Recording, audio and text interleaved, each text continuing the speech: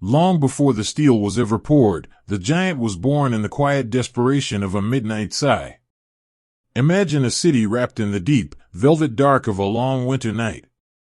The streets are empty, the cobblestones slick with a gentle, freezing rain that falls in a hushed, rhythmic whisper against the glass of a solitary, glowing window.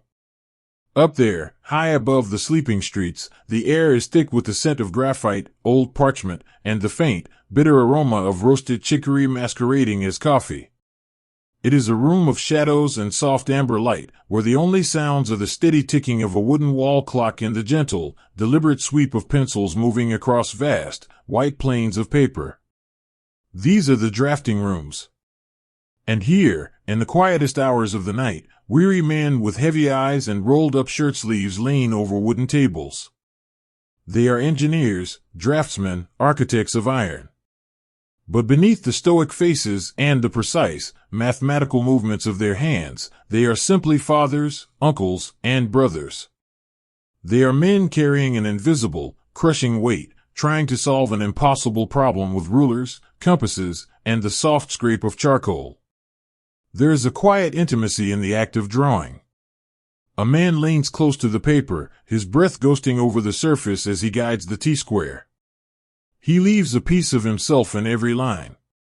In the daylight, these men speak of angles of deflection, of tensile strength, of horsepower and ground pressure. They use words that sound hard, cold, and professional. But now, in the stillness of the night, when the world outside has faded away, the truth reveals itself in the heavy silence. They are not merely designing a machine of war. They are trying to sketch a miracle. They are trying to draw a shield large enough and thick enough to wrap around the ones they love. In the pocket of a worn woolen waistcoat, resting just above the heart of an older draftsman, there is a letter. The paper is folded and refolded so many times that the creases have grown soft, like old cloth. It is from his son, somewhere far to the east, in a land where the snow stretches out forever and the wind bites through thin coats. The letter does not speak of grand victories or historical moments. It speaks of the cold. It speaks of the terrifying vastness of the steppe and the vulnerable feeling of sitting in the dark, waiting for the dawn. The father cannot reach through the miles to pull his boy from the frost. He cannot place himself between his son and the horizon. And so, he reaches for his pencil. He presses the lead firmly against the blueprint. He draws a line that represents a wall of steel, 10 centimeters thick. It is a solid, unyielding line. In his mind, he is not detailing the frontal glacis of a heavy tank. He is building a fortress wall. He is creating a safe room. He traces the heavy curve of the turret, rounding the edges with careful, deliberate strokes, imagining a shell glancing harmlessly off the side, slipping away like water off a sloping roof. With every shadow he shades onto the paper, he is trying to buy his son another day, another breath, another chance to walk back through the front door. The room is filled with this silent, collective prayer. You can see it in the way they work. There is no frantic rush, only a deep, methodical devotion. Eraser shavings fall like snow onto the wooden floorboards as they endlessly refine the design. Nothing is ever thick enough. Nothing is ever safe enough. They look at the numbers, calculating the weight of the armor plates, and watch the sums grow staggering. 50 tons. Then 55.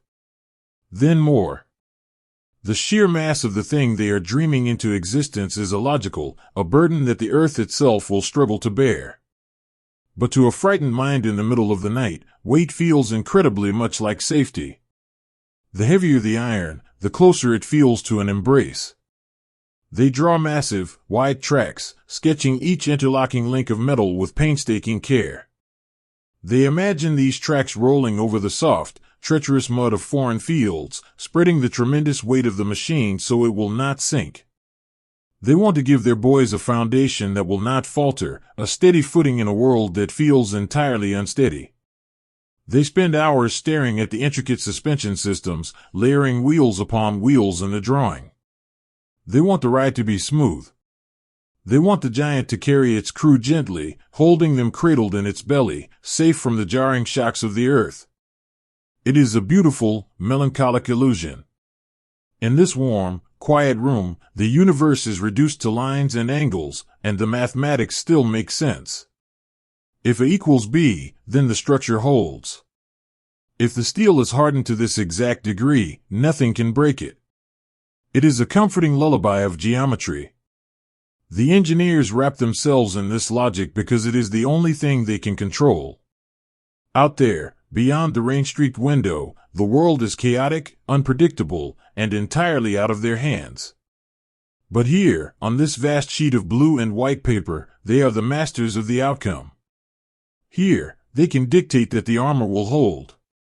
Here, in the soft graphite shadows, they can promise that the boys will be safe. Sometimes, one of the men will pause. He will set his pencil down, rub the bridge of his nose, and look across the room. He meets the eyes of another draftsman across the sea of drafting tables. They do not say a word. There is no need for grand speeches or declarations of duty. It is just a silent acknowledgement, a shared, weary understanding.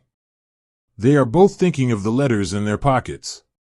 They are both wondering if they are drawing fast enough. One man slides a ceramic mug of tepid coffee across the desk. The other nods, wraps his cold hands around the warmth of the clay, and takes a slow sip. It is a tiny, fleeting moment of kindness, a momentary shelter from the storm inside their minds. Then, they return to the paper. The sweeping lines resume. The giant continues to grow. As the hours slip quietly past midnight, the drawings begin to take on a life of their own. The machine ceases to be just an abstract concept, it becomes a physical presence in the room. They can almost feel the cold chill of the steel they are imagining. They can almost hear the low, deep hum of its massive engine, like the steady heartbeat of a slumbering beast. They envision the interior of the machine not as a cramped, mechanical space, but as a sanctuary. They draw the leather seats where the commander will sit. They detail the handles and the hatches.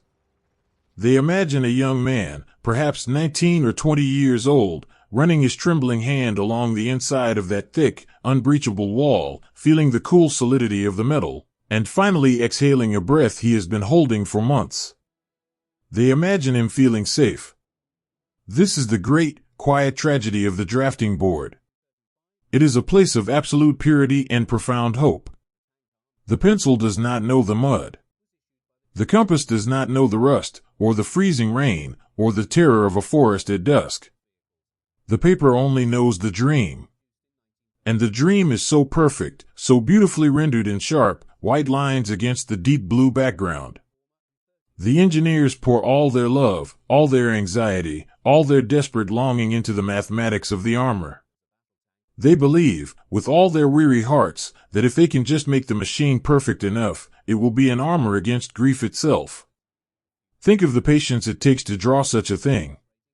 To sit for hours, leaning over a desk, your back aching, your fingers cramped, ensuring that every millimeter is accounted for. There is a gentleness to their labor. They are not forging a sword, they are crafting a shield. A sword is meant to reach out and touch the unknown.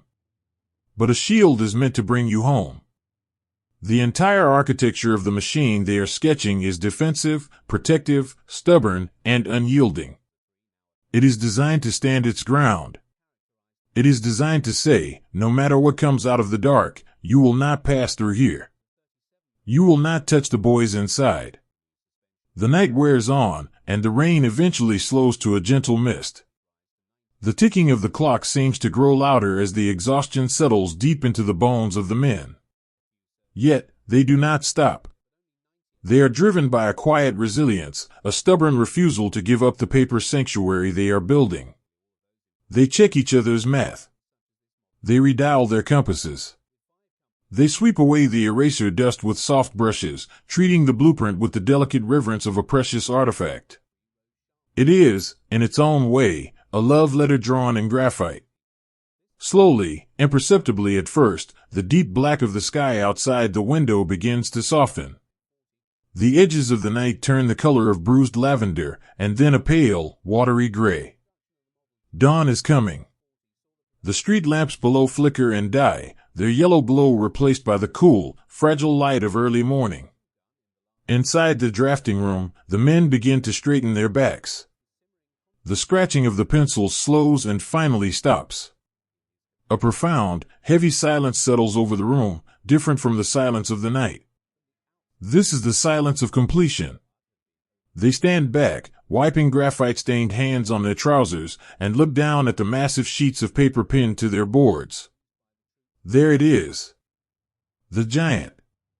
It exists now, perfectly still and perfectly silent. It looks invincible. It looks exactly like the promise they wanted to make to their sons. In the soft morning light, the sharp lines of the blueprint seem almost to glow with a quiet confidence. An engineer gently unpins the large sheet from his desk. He rolls it up carefully, treating it like a fragile scroll, like something sacred. He feels the smooth texture of the paper under his fingertips. He has done all he can do. He has built the safest room he could imagine, using the only tools he had. He has poured all his midnight fears into the heavy armor, hoping to trap them there, hoping they will not find their way to the front lines. He slips his hand into his pocket, his fingers brushing against the folded letter from his son. A faint, tired smile touches the corners of his mouth. Soon, the paper will leave this quiet room. It will be carried out into the loud, chaotic world. It will travel to the factories, where the real noise begins, where the gentle scent of graphite will be replaced by the harsh, burning smell of sulfur and molten iron. The dream of the shield will have to face the waking world. But for now, in this lingering moment of early dawn, the giant slumbers peacefully in its paper cocoon. It is perfect. It is untarnished. It is simply a father's quiet hope, rendered in shadows of steel on a wooden board, waiting for the fire to give it life. Before the armor could protect, it had to be born from fire, shaped by weary hands that trembled not from the heat, but from the weight of a quiet, desperate hope. Step out of the freezing, rainy night and into the vast, cavernous halls of the foundry. Here, the world is painted in shades of charcoal and brilliant, blinding amber. The air is thick, heavy with the scent of ozone, melted flux, and the honest, bitter tang of sweat. It is a place that feels like the very heart of a volcano, a soaring cathedral of industry where the shadows dance wildly against the high brick walls. Yet, despite the immense scale of the iron rafters and the towering brick chimneys, the story of this room is whispered in the small, human moments unfolding beneath the glow. Listen to the sound of the factory. It is a continuous, deafening roar, a symphony of hissing steam, clanking chains, and the deep, guttural hum of the great furnaces. But to the men and women who work here, this overwhelming noise is not a disruption. It is a strange, heavy lullaby. It is a rhythm that they sink into, day after day, night after long night. In the constant, unchanging beat of the drop hammers and the steady hum of the ventilation fans, they find a curious sanctuary. When the mind is occupied by the rhythm of the work, it cannot wander to the dark, terrifying places of the world outside. The roar of the fire drowns out the quiet, creeping anxieties that haunt the edges of their sleep. Here, standing before the heat, they do not have to think about the map of Europe. They do not have to think about the telegrams delivered in the early hours of the morning. They only have to think about the metal. They only have to focus on the next pour, the next mold, the next breath. Watch the workers moving through the hazy, golden light. They are not soldiers. They are older men whose hair is dusted with ash, women whose hands have grown rough and calloused, and young boys wearing aprons that drag near the floor. They move with a slow, deliberate grace, a choreography born of deep exhaustion and profound care. They wear thick, heavy aprons of leather and thick gloves that look like the hands of giants. Their faces are smeared with soot, their eyes narrowed against the intense glare of the molten steel. Look closely at an older foundryman standing near the edge of the great crucible. His face is deeply lined, a map of countless long nights and silent worries. He watches the liquid metal boiling inside the massive iron cauldron. It is a terrifying, beautiful thing, this liquid iron. It glows with an anger that seems almost alive, a brilliant, furious orange that holds the heat of a captive star. But the old man does not look at it with fear. He looks at it with a quiet, pleading reverence. He holds a long steel rod, using it to skim the impurities from the surface of the bright liquid. His muscles ache. His joints are stiff from the cold dampness of the city streets he walked to get here. But as he guides the heavy tool, his touch is incredibly gentle. He knows that this angry, glowing liquid will soon cool and harden into the walls of the giant machine. He knows that the exact composition of this fiery soup will determine whether the steel will shatter or hold when the world turns against it. Beside him stands a young apprentice, a boy who should be in school, learning about poetry and mathematics. Instead, he is learning the language of the spark and the flame. The boy's eyes are wide, reflecting the miniature sun in the crucible. The older man leans close, his voice a low rumble beneath the roar of the factory. He does not speak of tonnage or quotas. He simply places his heavy, gloved hand over the boy's trembling fingers, guiding him, showing him how to read the color of the heat, how to know when the metal is ready to give up its anger and become a shield. It is a quiet moment of passing the torch, a gentle fatherly gesture in a room full of fire.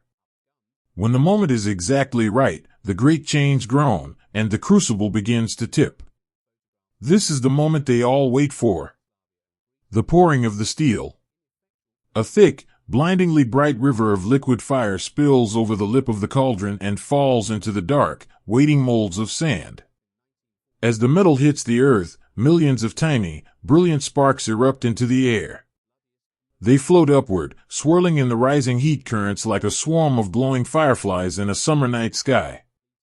For a few seconds, the factory is transformed into something magical. The weary workers pause, leaning on their shovels and tongs, and watch the sparks rise toward the rafters. In that fleeting moment of illumination, you can see their faces clearly. You can see the deep fatigue resting in their eyes, the hollows of their cheeks, the tight lines of worry around their mouths. But you can also see something else. You can see a quiet, desperate pride. As the molten metal fills the mold, casting the massive, thick plates of the turret and the hull, they do not just see iron. They see the sketches from the drafting board coming to life. They imagine the thick walls rising up, turning from a liquid dream into a solid reality. They are pouring their own strength, their own sweat, and their own silent prayers into the cast. Further down the line, away from the intense heat of the pour, the cooled plates are moved to the machine shops. Here, the air is cooler, filled with the sharp scent of cutting oil and the high, singing pitch of lathes peeling away ribbons of steel. A woman stands before a massive grinding machine. She is polishing the edge of a heavy gear, her hands moving with rhythmic, practiced precision. Inside the pocket of her overalls is a photograph of a young man smiling in a too large uniform.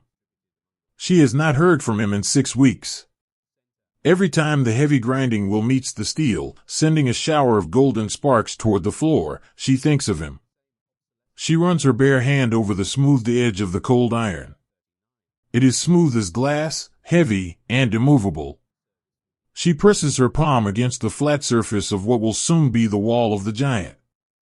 She closes her eyes. In the quiet solitude of her mind, surrounded by the deafening noise of the machinery, she whispers a plea into the metal. Hold fast, she thinks. Do not break. Keep them warm. Keep them safe. She imagines the armor wrapping around her boy, thick and unbreakable, carrying the warmth of her hands across a frozen continent to shield him from the storm. These are the unseen fragments of the machine. The giant is not just made of chromium and molybdenum, it is forged from these countless, quiet sacrifices. It is built from the shared rations eaten in the brief, 10-minute breaks. It is built from the half-smiles exchanged between exhausted strangers over the rim of a tin cup. It is built from the resilience of people who are bone-tired, who are hungry, who are afraid, but who show up, day after day, to stand before the fire. Sometimes, the outside world intrudes upon the sanctuary of the rhythm. Deep in the night, a sound pierces through the heavy hum of the factory. It is the high, mournful wail of an air raid siren, drifting over the city like a cold wind. The workers look up. The great iron beams of the ceiling seem to tremble. But they do not run. They cannot leave the metal. If the pour is interrupted, the steel will cool unevenly, it will become brittle, weak, and useless. And so, they stay. They stand their ground before the glowing crucibles. The old foundryman tightens his grip on the skimming rod. The woman at the lathe keeps the wheel turning. They hold their breath, listening to the muffled, distant thuds that shake the dust from the rafters. It is a terrifying kind of bravery. It is the quiet heroism of standing perfectly still in the dark, trusting that the roof will hold, trusting that their labor matters more than their fear. They look at each other through the hazy, spark-filled air, sharing a silent communion. We are still here, their eyes say. We will finish the mold. And slowly, the sirens fade. The distant thuds cease. The rhythm of the factory swallows the silence once more. The crisis passes, leaving behind only a deeper exhaustion and a stronger resolve. As the long night finally begins to end, the massive plates of steel are pulled from the sand. They are no longer bright and angry. They have cooled into a dark, heavy gray. The heat radiating from them is no longer burning, it is a deep, radiant warmth, like a stone left in the afternoon sun. The workers step back, wiping their soot-stained foreheads with the backs of their wrists. They look at the massive, raw shapes of the armor. It is incredibly thick. It looks ancient and immovable, like a piece of the earth itself has been cut away and brought indoors. To touch it is to feel the overwhelming weight of the promise it carries. The shift bell rings, a sharp, clanging sound that breaks the spell of the night. The machinery slowly begins to power down. The roaring furnaces quiet to a low, breathless hum. The workers pack up their tin lunch pails and wrap their thin coats tightly around themselves.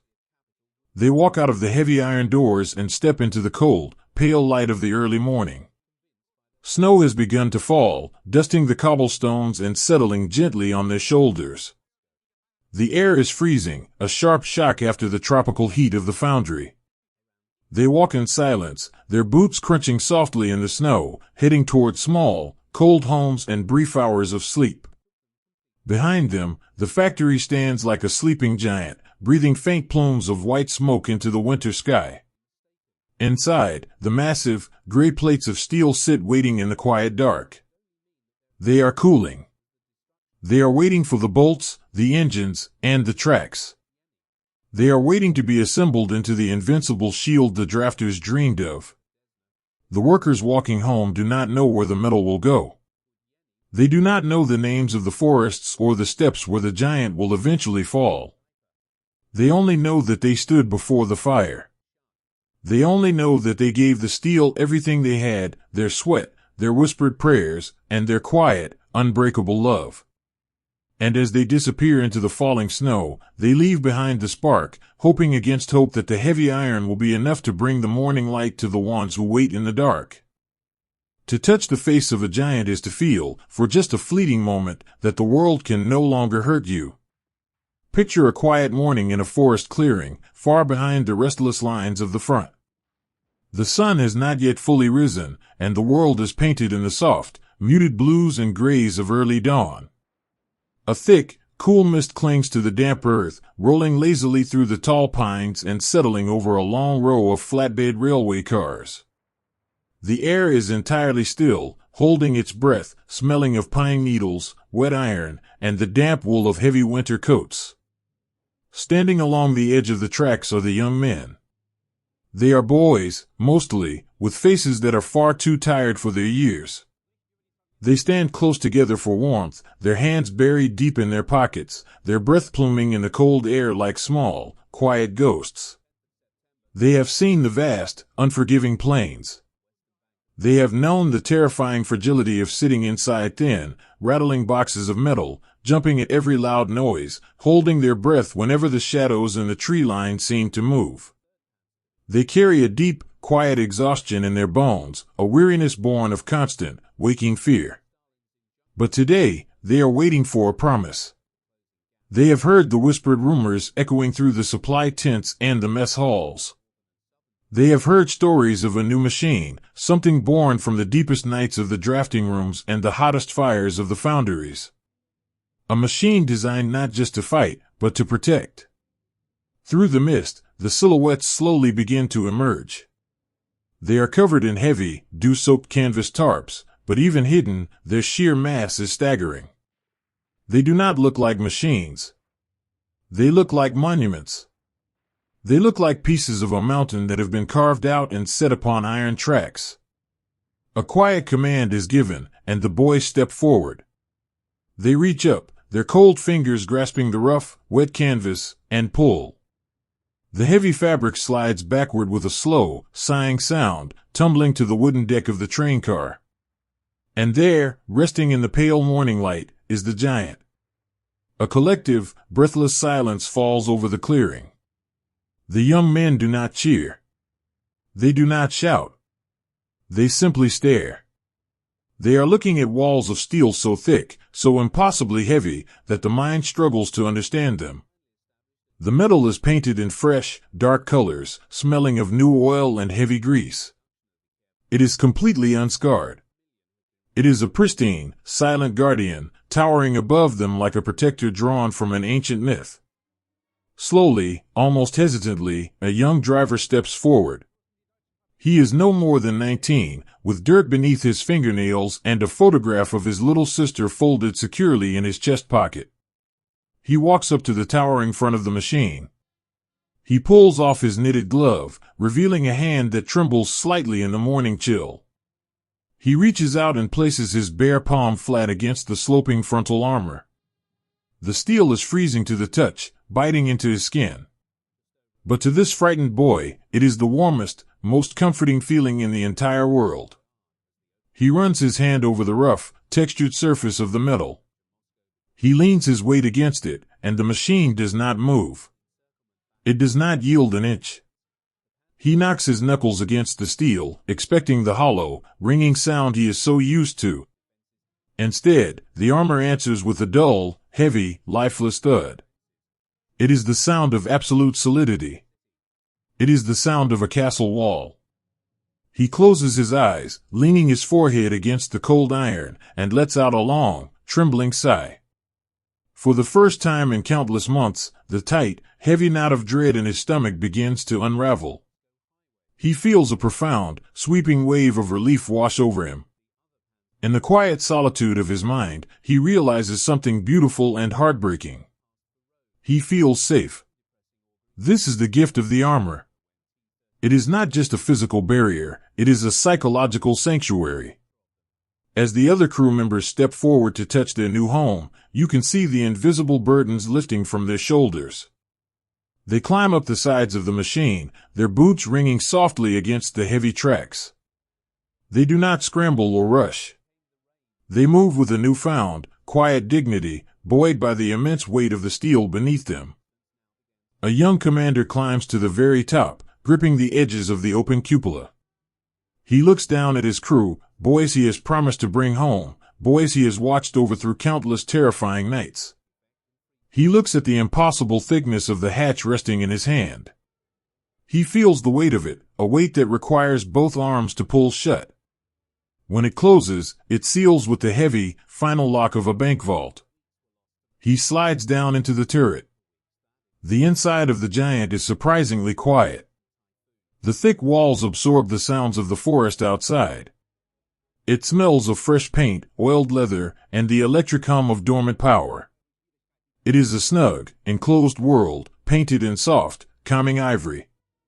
To the commander, it does not feel like a weapon of war. It feels like a small, private room. It feels like a fortress built perfectly to the measure of 5 men. Later that evening, the crews make camp around their new machines. The tension that usually fills the night air is entirely gone. They build small fires, the yellow flames casting dancing shadows against the towering, flat sides of the armor. A young loader sits on his bunk, tucked away in the warm, quiet belly of the tank. The heavy iron hatches are open just a crack, letting in a thin sliver of moonlight and the gentle night breeze. He has a small stub of a pencil and a piece of crumpled paper resting on his knee. He is writing a letter to his mother, far away in a city of cobblestones and quiet worries. He does not write about the size of the cannon or the roar of the engine. He does not write about the map or the coming winter. He writes about the quiet. Mother, his pencil scratches softly against the paper. You do not need to worry anymore. You do not need to stay awake listening to the clock. They have given us a mountain to hide inside. The walls are so thick that the wind cannot find us. When I touch the steel, I feel like you are wrapping a thick wool blanket over my shoulders. We are warm. We are safe. I will be coming home to you. He folds the letter carefully, smoothing the edges with his thumb, a soft, peaceful smile resting on his lips. He believes it with every fiber of his being. The drafting board promised it. The foundry forged it. And now, sitting in the quiet dark, he feels it. Outside, a driver and a radio operator are sitting on the wide, flat expanse of the engine deck. The massive engine has been running, and the metal beneath them is radiating a deep, soothing heat into the cool night air. It feels like sitting beside a hearth in a living room they left behind long ago. They are sharing a small piece of bread and a tin of preserved fruit.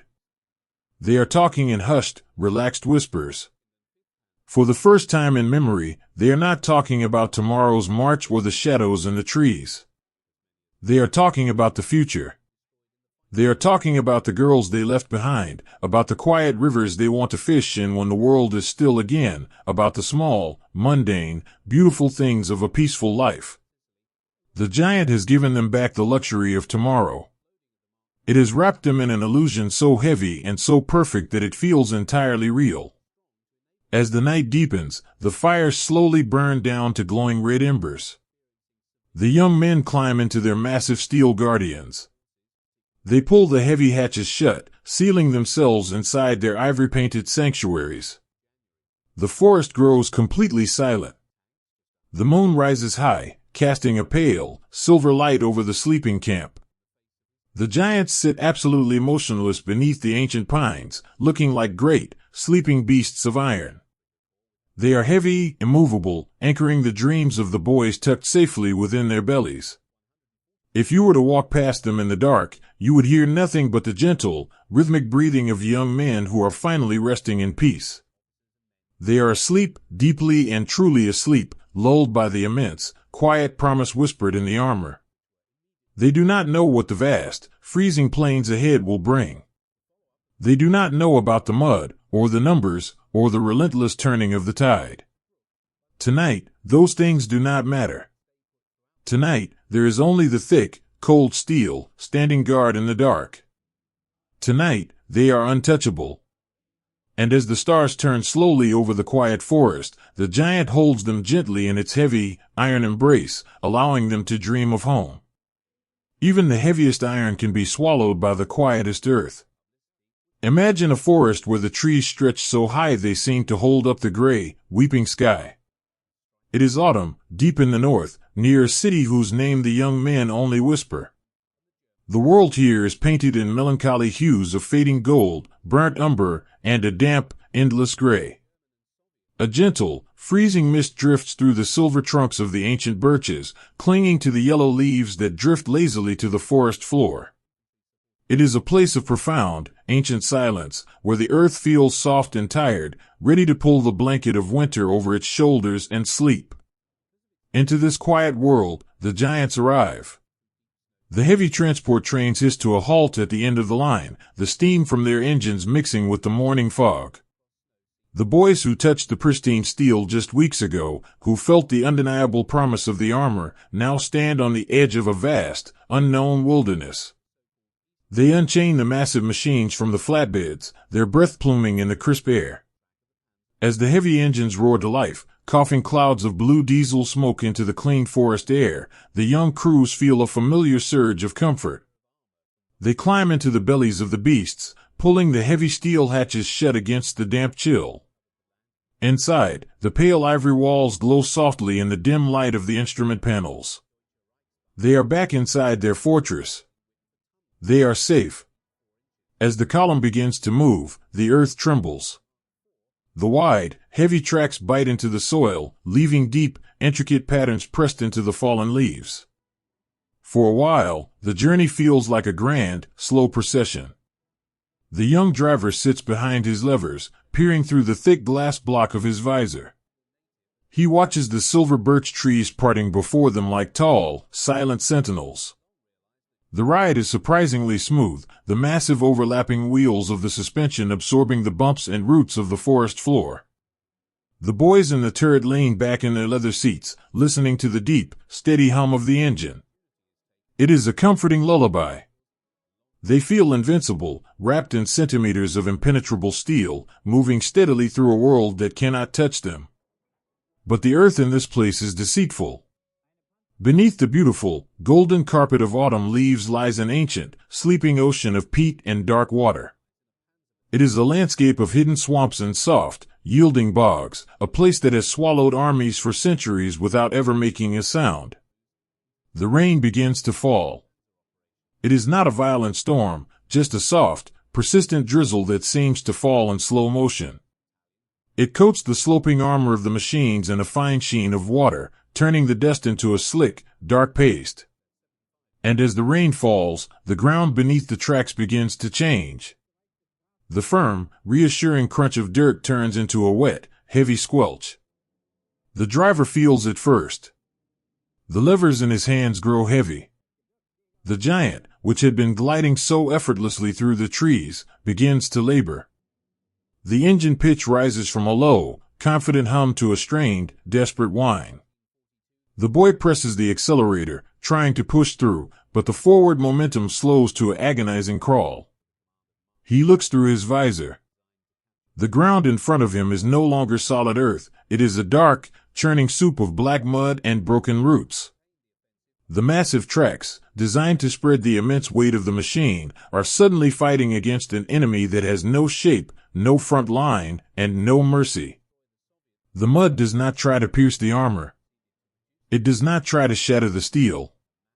It simply reaches up with soft, wet hands, and pulls. Slowly, heartbreakingly slowly, the giant begins to sink. Inside the turret, the young commander feels the great machine tilt backward. He pushes open his cupola hatch and stands up, the freezing rain immediately chilling his face. He looks over the side of the turret, and his heart sinks into his stomach. The wide metal tracks have disappeared completely beneath the surface of the black mire. The thick belly of the tank is resting squarely on the mud. They are grounded. He cuts the engine. The sudden silence that follows is deafening. There is only the sound of the rain pattering gently against the cold steel, and the soft, sucking noise of the swamp settling around the immense weight of the machine. This is the moment the illusion quietly breaks. The young commander looks around the forest. There is no enemy in sight. There are no flashes of gunfire, no distant rumbling of artillery. There is only the quiet, beautiful birch forest, and the soft, dark earth. And yet, they are entirely defeated. The 50 tons of hardened steel, the brilliant engineering, the midnight prayers of the draftsmen, none of it matters here. The sheer mass that was supposed to be their ultimate protection has become their anchor, dragging them down into the dark. "We have to get out," he whispers down into the turret. The boys inside hesitate. To open the hatches is to leave the sanctuary. It is to step out of the warm, dry ivory room and into the freezing, wet reality of the swamp. But they have no choice. Slowly, they emerge, looking like reluctant sailors abandoning a sinking ship. They drop down from the hull, and the mud instantly swallows their boots, rising to their knees. The cold is shocking. It seeps through their woolen trousers, biting into their skin. They wade through the freezing muck, carrying heavy steel tow cables that slip through their numb, mud-slicked fingers. They are trying to chain their drowning giant to another machine, hoping to drag it free. Watch the young loader, the boy who wrote the hopeful letter to his mother just weeks ago. His face is smeared with black peat. He is panting, his breath coming in ragged white clouds as he struggles with the heavy iron shackle. He slips, falling forward, plunging his bare hands deep into the freezing water to catch himself. When he pulls them out, they are trembling uncontrollably, coated in thick, dark slime. He looks up at the towering, muddy flank of his machine. It looks so different now. It does not look like a protector anymore. It looks like a massive, trapped beast, exhausted and helpless. He reaches into his pocket with a clumsy, frozen hand and pulls out a small, relatively clean rag. The radio operator beside him, seeing his distress, pauses. Without a word, the older boy takes the rag, gently wipes the freezing mud from the young loader's hands, and gives him a soft, reassuring nod. It is a tiny, fleeting moment of grace in the middle of a miserable, sinking world. For hours, they fight the earth. The engines of the towing tanks roar, the heavy steel cables pull taut, singing under the immense strain. But the swamp holds tight. It embraces the trapped giant with a soft, unbreakable grip. The earth simply absorbs the pulling, the roaring, and the desperate efforts of the weary boys. Eventually, as the pale light of the short autumn day begins to fade into a deep, bruising twilight, they stop. The cables are dropped back into the mud. The engines are silenced once more. The boys are entirely spent. They are soaked to the bone, shivering, their muscles aching with a profound, hollow fatigue. They climb slowly back into the dark belly of the tank. It is no longer a pristine sanctuary. They bring the swamp in with them. The ivory walls are smeared with brown handprints. The floorboards are slick with black water.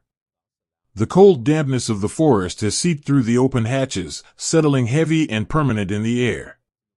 In the dim, shadowy light of the turret, the young radio operator sits on his small folding seat. He wraps his damp woolen blanket tightly around his shoulders, trying to stop his shivering. He pulls a small leather notebook from his breast pocket, where it has miraculously stayed dry. He finds a stub of a pencil and smooths the paper. He does not write about a glorious advance. He does not write about the invincible armor. My dearest brother, he writes, his handwriting shaky and small. The trees here are very beautiful, yellow and silver in the rain. But the ground does not want us here. We were told nothing could stop this machine. We were told we were perfectly safe.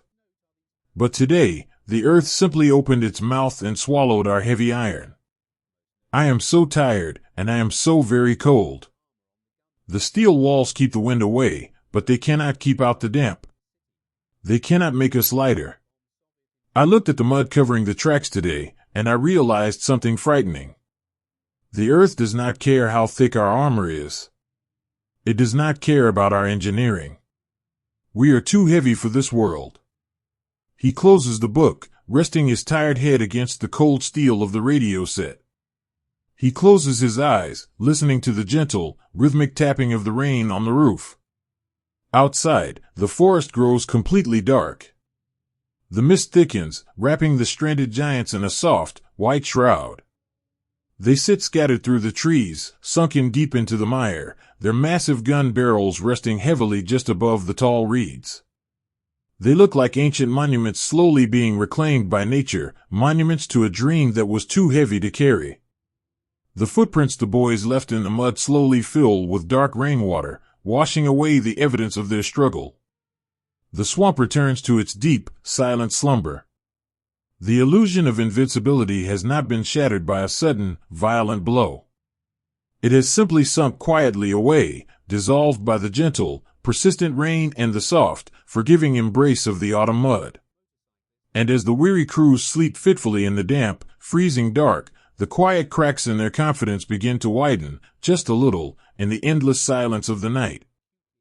There is a kind of heat that does not just warm the skin, but settles deep into the bones, turning a fortress of iron into a prison of light. Imagine leaving behind the damp, weeping forests and the freezing autumn mud, and waking up in a world made entirely of gold and blinding white. This is the desert. It is a landscape of profound, ancient silence, where the earth is stripped bare, rolling out in endless, shimmering dunes beneath a sky so intensely blue it almost hurts the eyes. The wind here does not whistle through pine needles, it whispers over the shifting sands, carrying with it a fine, powdery dust that coats everything in a pale, ghostly veil. Into this vast, quiet furnace, the giants were brought. They were painted the color of the dunes, a dry, sandy yellow meant to help them hide in the barren landscape. But a machine of such immense weight and size cannot truly hide. It sits upon the desert floor like a misplaced boulder, heavy and alien, casting a long, sharp shadow against the blinding ground. In the frozen east, the thick steel walls of the machine were a blessing. They were a thick wool blanket against the biting wind, a sanctuary that held the precious warmth of the engine. But here, beneath the relentless gaze of the desert sun, the armor betrays them. The thick iron plates absorb the heat, soaking up the light until the metal is literally burning to the touch. The inside of the turret, once a cozy ivory room, becomes a suffocating oven. The air grows thick and heavy, smelling of baked paint, hot oil, and exhausted breath. It is impossible to stay inside. The very shield meant to protect the young men drives them out into the open. And so, the crews learn to live in the shadows of their own machines. Picture a quiet afternoon, when the sun is at its highest and the heat makes the horizon dance and blur. The desert is entirely still. Even the wind seems to have surrendered to the sun. Beside a massive, dormant tank, a canvas tarp has been strung up, tied awkwardly from the thick barrel of the cannon to the heavy iron fenders. Beneath this makeshift tent, in a small, sharp triangle of shade, the boys are resting. They are stripped down to their undershirts, their skin baked to a deep, ruddy brown, their hair bleached light by the sun. They lean back against the massive, overlapping road wheels of the suspension, finding the metal there slightly cooler because it touches the shaded earth. They are too tired to speak. The heat presses down on them like a physical weight, slowing their thoughts and heavying their limbs. Watch the young driver, his face covered in a fine layer of pale dust that settles in the creases of his sunburned neck. He holds a dented tin canteen in his lap. Water here is not just a drink, it is a miracle. It is more precious than the fuel that moves the giant or the heavy shells stacked in the hull. He unscrews the cap, and the faint, metallic scent of the warm water drifts into the dry air. He does not drink immediately. He looks across the small patch of shade at his commander, a young man with cracked lips and dark, exhausted circles beneath his eyes. Without a word, the driver extends his arm, offering the canteen. The commander nods slowly, a gesture of profound, quiet gratitude. He takes a small, measured sip, holding the tepid liquid in his mouth for a moment before swallowing, then hands it back. It is a tiny, beautiful ritual of survival. In this vast, uncaring wilderness, their shared thirst binds them together more tightly than the armor ever could. The desert does not fight with mud or cold. It fights with dust. It is a fine, invisible enemy that floats on the gentlest breeze. It creeps through the narrowest slits of the hatches. It coats the lenses of the periscopes and settles into the intricate, breathing lungs of the massive engine. When the sun begins to lower, casting long, bruised shadows across the dunes, the mechanics emerge. They are covered in grease and sand, looking like weary sculptors tending to a fragile masterpiece. They do not use heavy wrenches or hammers. They use soft, clean rags and small brushes.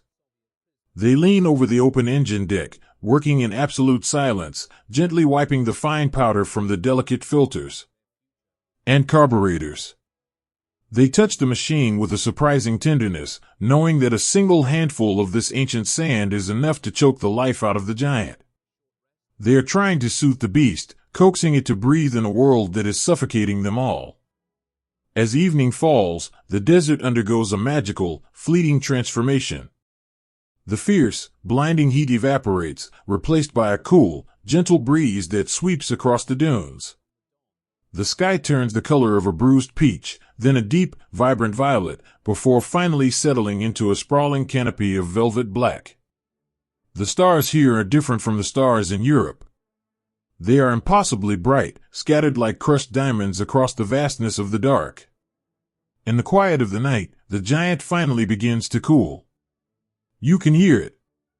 The thick metal plates click and pop softly in the darkness, a rhythmic, metallic sigh as the iron releases the heat of the day. A young gunner sits cross-legged on the roof of the turret, enjoying the sudden, beautiful chill in the air. He has a small, battery-powered lamp casting a dim, yellow circle of light over his knees. He is writing a letter. The paper is slightly curled at the edges, stained with a drop of engine oil and a smudge of sandy sweat.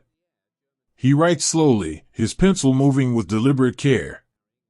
My dearest Anna, he writes, looking up for a moment to watch a shooting star trace a silent arc across the sky. You would not believe the silence of this place. At night, it is so quiet you can hear your own heartbeat. We sleep outside now, on the roof of the machine, because the metal holds the cold of the stars. During the day, the desert plays tricks on us. The heat rises in waves, and we see things that are not there. We see shimmering lakes of blue water sitting just on the horizon. Yesterday, I swear to you, I saw the green trees of the park at the end of our street, floating above the sand. But when we drove toward it, it vanished into thin air. He pauses, resting the pencil against his lips. We are so far from home. The machine feels so heavy here.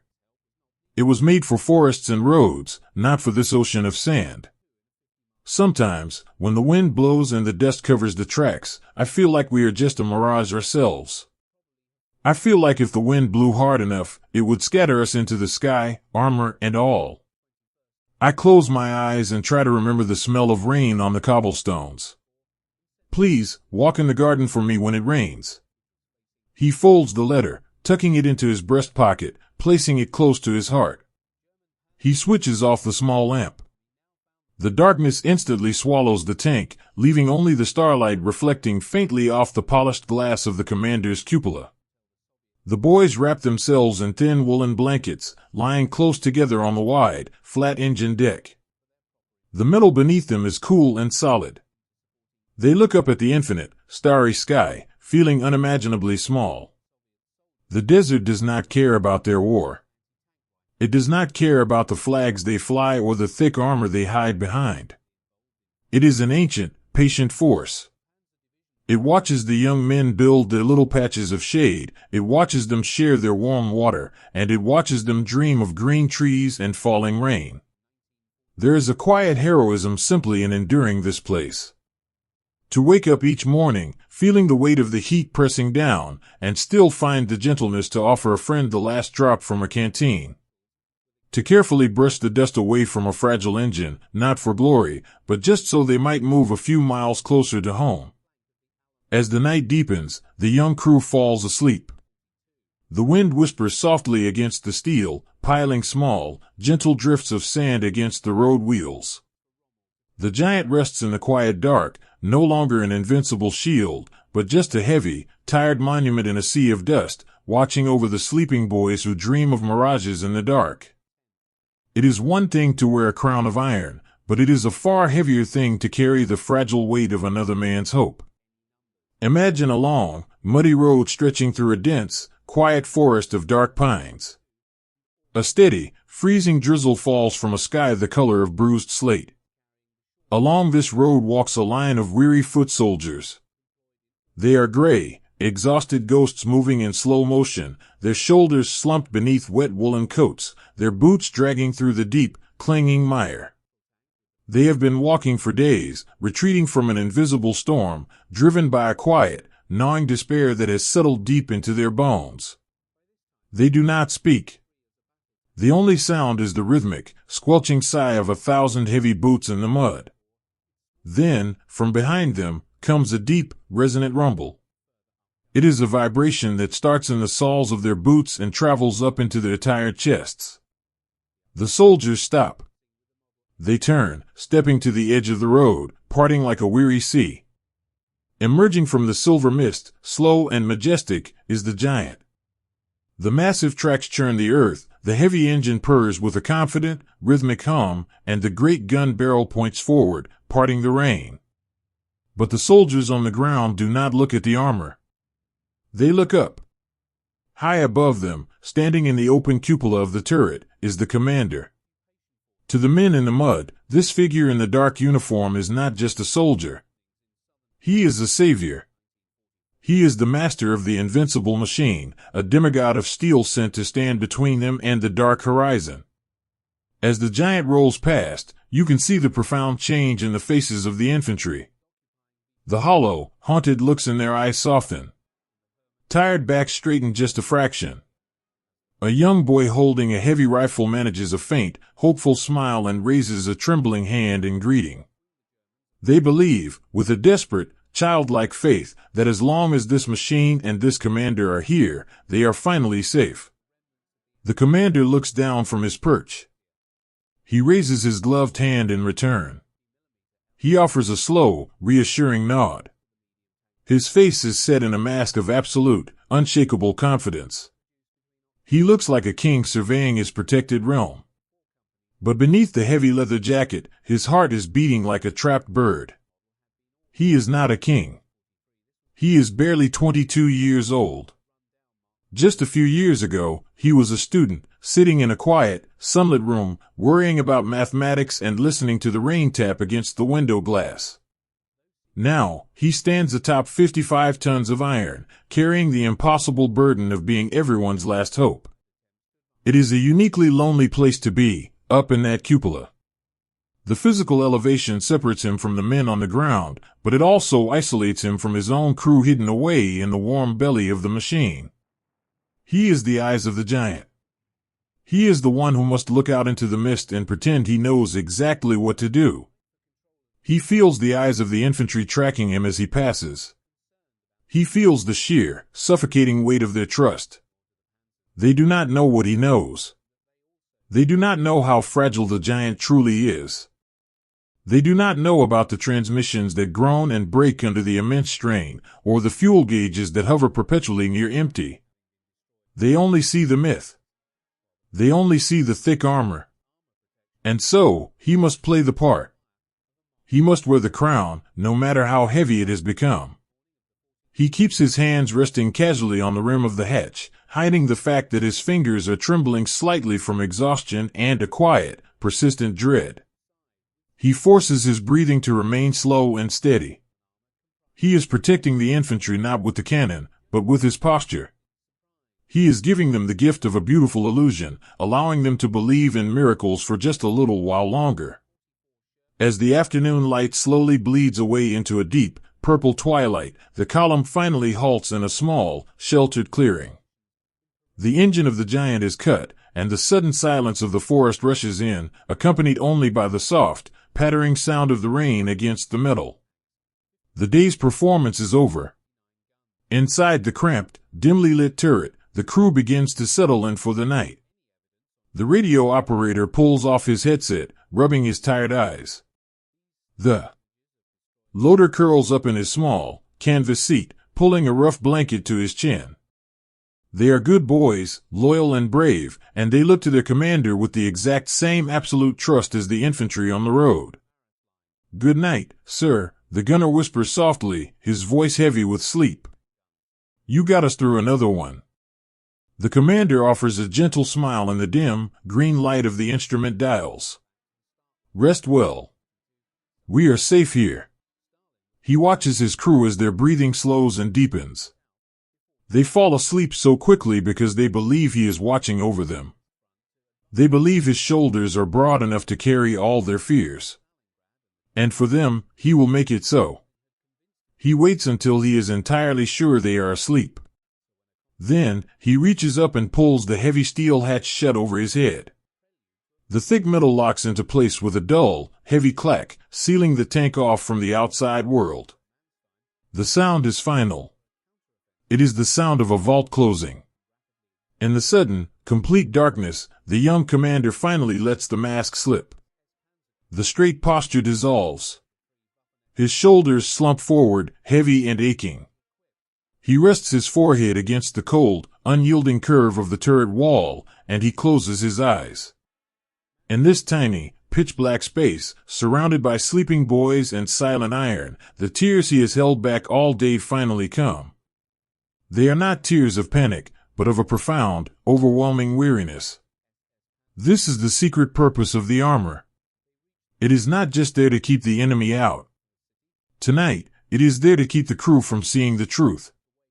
The thick walls absorb his quiet, ragged sighs. The steel hides his trembling hands. He is allowed, for just a few stolen moments in the dead of night, to be a frightened boy again. He reaches into his tunic and pulls out a folded piece of paper. He does not need a light to read it. He has memorized every curve of the ink. It is a letter from his mother. In her eyes, he is still the little boy who forgot his scarf in the winter and lingered too long in the garden. Please be careful, the letter says. Please come home to us. I pray for you every night. He presses the paper against his chest, right over his heart, seeking a warmth that the metal cannot provide. He wishes, with a sudden, desperate ache, that someone would tell him what to do. He wishes someone would put a hand on his shoulder and tell him that it will all be all right, that he does not have to be the hero tomorrow. But there is no one else. He is the commander. He is the top of the pyramid. All the fears and doubts of the men below him flow upward, resting squarely upon his shoulders, and he has nowhere to pass them on. He must absorb them, swallow them, and transform them into a steady voice and a calm demeanor. He sits in the dark for a long time, listening to the rhythmic breathing of his crew and the gentle ticking of the cooling engine. Slowly, the quiet sanctuary of the turret begins to work its strange magic. The raw edge of his anxiety dulls, replaced by a deep, enduring reservoir of quiet resilience. He knows he cannot save the world. He knows the giant is imperfect. But he also knows that the boys sleeping around him are depending on him, and that is a love stronger than any fear. A soft rustling sound breaks the silence. Down in the hull, the young driver shifts in his seat. He has not been asleep. He, too, knows the weight of the silence. In the dark, a hand reaches up through the cramped space, holding a small, battered tin cup. "Sir," the driver whispers, his voice barely louder than a breath.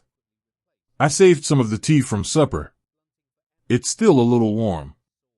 The commander pauses, wiping his face quickly in the dark. He reaches down and takes the cup. His fingers brush against the driver's hand for a second. It is a simple, clumsy exchange, but it speaks volumes. It is an unspoken understanding. The driver knows the crown is heavy. He cannot take it away, but he can offer a moment of comfort in the dark. "Thank you," the commander whispers back. The tea is weak and mostly tastes of tin and lukewarm water, but as it traces a path down his throat, it feels like the finest, most soothing thing in the world. He hands the cup back down into the dark. He takes a long, slow breath, inhaling the familiar scents of old oil, canvas, and the quiet presence of his friends. He leans his head back against his leather seat. Tomorrow, the sun will rise again. Tomorrow, the hatch will open, the engine will roar, and he will have to stand up in the pale light. He will have to look down at the weary soldiers in the mud and offer them that same, unshakable smile. He will have to put the crown of iron back on his head and pretend he is not afraid. But for now, the night is his own. The armor holds him safely in its dark embrace. The young commander closes his eyes, letting the gentle hum of the sleeping giant carry him away, resting his weary heart until the dawn demands him to be a savior once more. Even a giant made of iron has a heart that can break, and it is the quietest hands that must coax it back to life. Picture a ruined barn at the edge of a dense, sleeping forest. The night is pitch black, wrapped in a thick, velvet fog that swallows the sounds of the world outside. The war is somewhere far away, lost in the dark. Here, In this hidden shelter, there is only the rhythmic, gentle drumming of a cold rain falling against the sagging wooden roof, and the warm, flickering glow of a solitary kerosene lantern swinging from a rusted beam. Beneath that soft circle of amber light rests the giant. It is silent now. The deep, rumbling voice that shakes the earth has faded into a quiet, heavy stillness. The massive steel tracks are caked with pale, dried mud, and the thick armor is cold to the touch. But the men gathered around it do not look at the armor. They do not care about the terrifying cannon or the thick, sloping walls that protect the crew. To these men, the giant is not a weapon of war. It is a patient. They are the mechanics. They are the unseen caretakers of the steel beasts, moving through the shadows like ghosts in grease-stained overalls. They do not wear medals, and they do not stand in the cupola to receive the cheers of the marching infantry. Their battlefield is a space no larger than a few square feet, hidden deep beneath the heavy iron grates of the engine deck. Watch the oldest of them as he steps into the lantern light. His face is deeply lined, carrying the profound, quiet exhaustion of 1,000 sleepless nights. His hands are his story. They are rough, calloused, and permanently stained with a dark, oily shadow that no amount of scrubbing can ever wash away. Yet, when he reaches out to touch the cold metal of the open engine, his movements are incredibly delicate. He handles the heavy wrenches and the steel gears with the gentle, practiced reverence of a watchmaker. He leans over the cavernous opening in the back of the tank, peering down into the belly of the machine. The heart of the giant is a breathtaking, tragic puzzle. It is a masterpiece of intricate design, filled with hundreds of gleaming valves, delicate fuel lines, and interlocking gears. It was drawn by men in warm rooms who dreamed of perfection. But perfection is a fragile thing. The mechanic sighs, a soft, misty breath in the cold air. He knows the truth of this beautiful machine.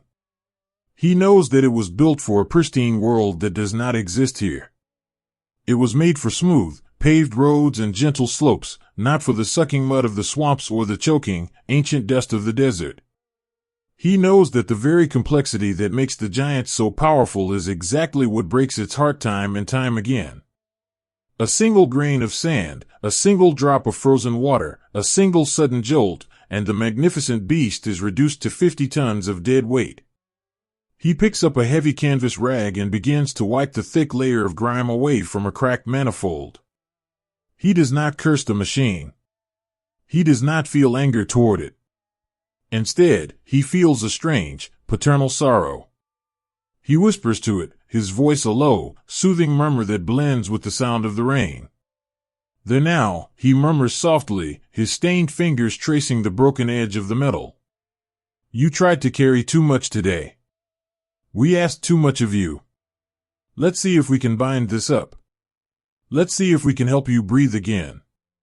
He works by touch as much as by sight, his hands slipping into the dark, narrow crevices between the hot metal pipes. He knows every hidden bolt, every fragile wire, every secret ache and pain of the engine. He can tell simply by the smell of the oil if the giant has been running too hot. He can feel the faint, lingering vibrations in the metal and know exactly which gear has stripped its teeth. Across the barn, sitting on a stack of empty wooden crates, a young apprentice watches him.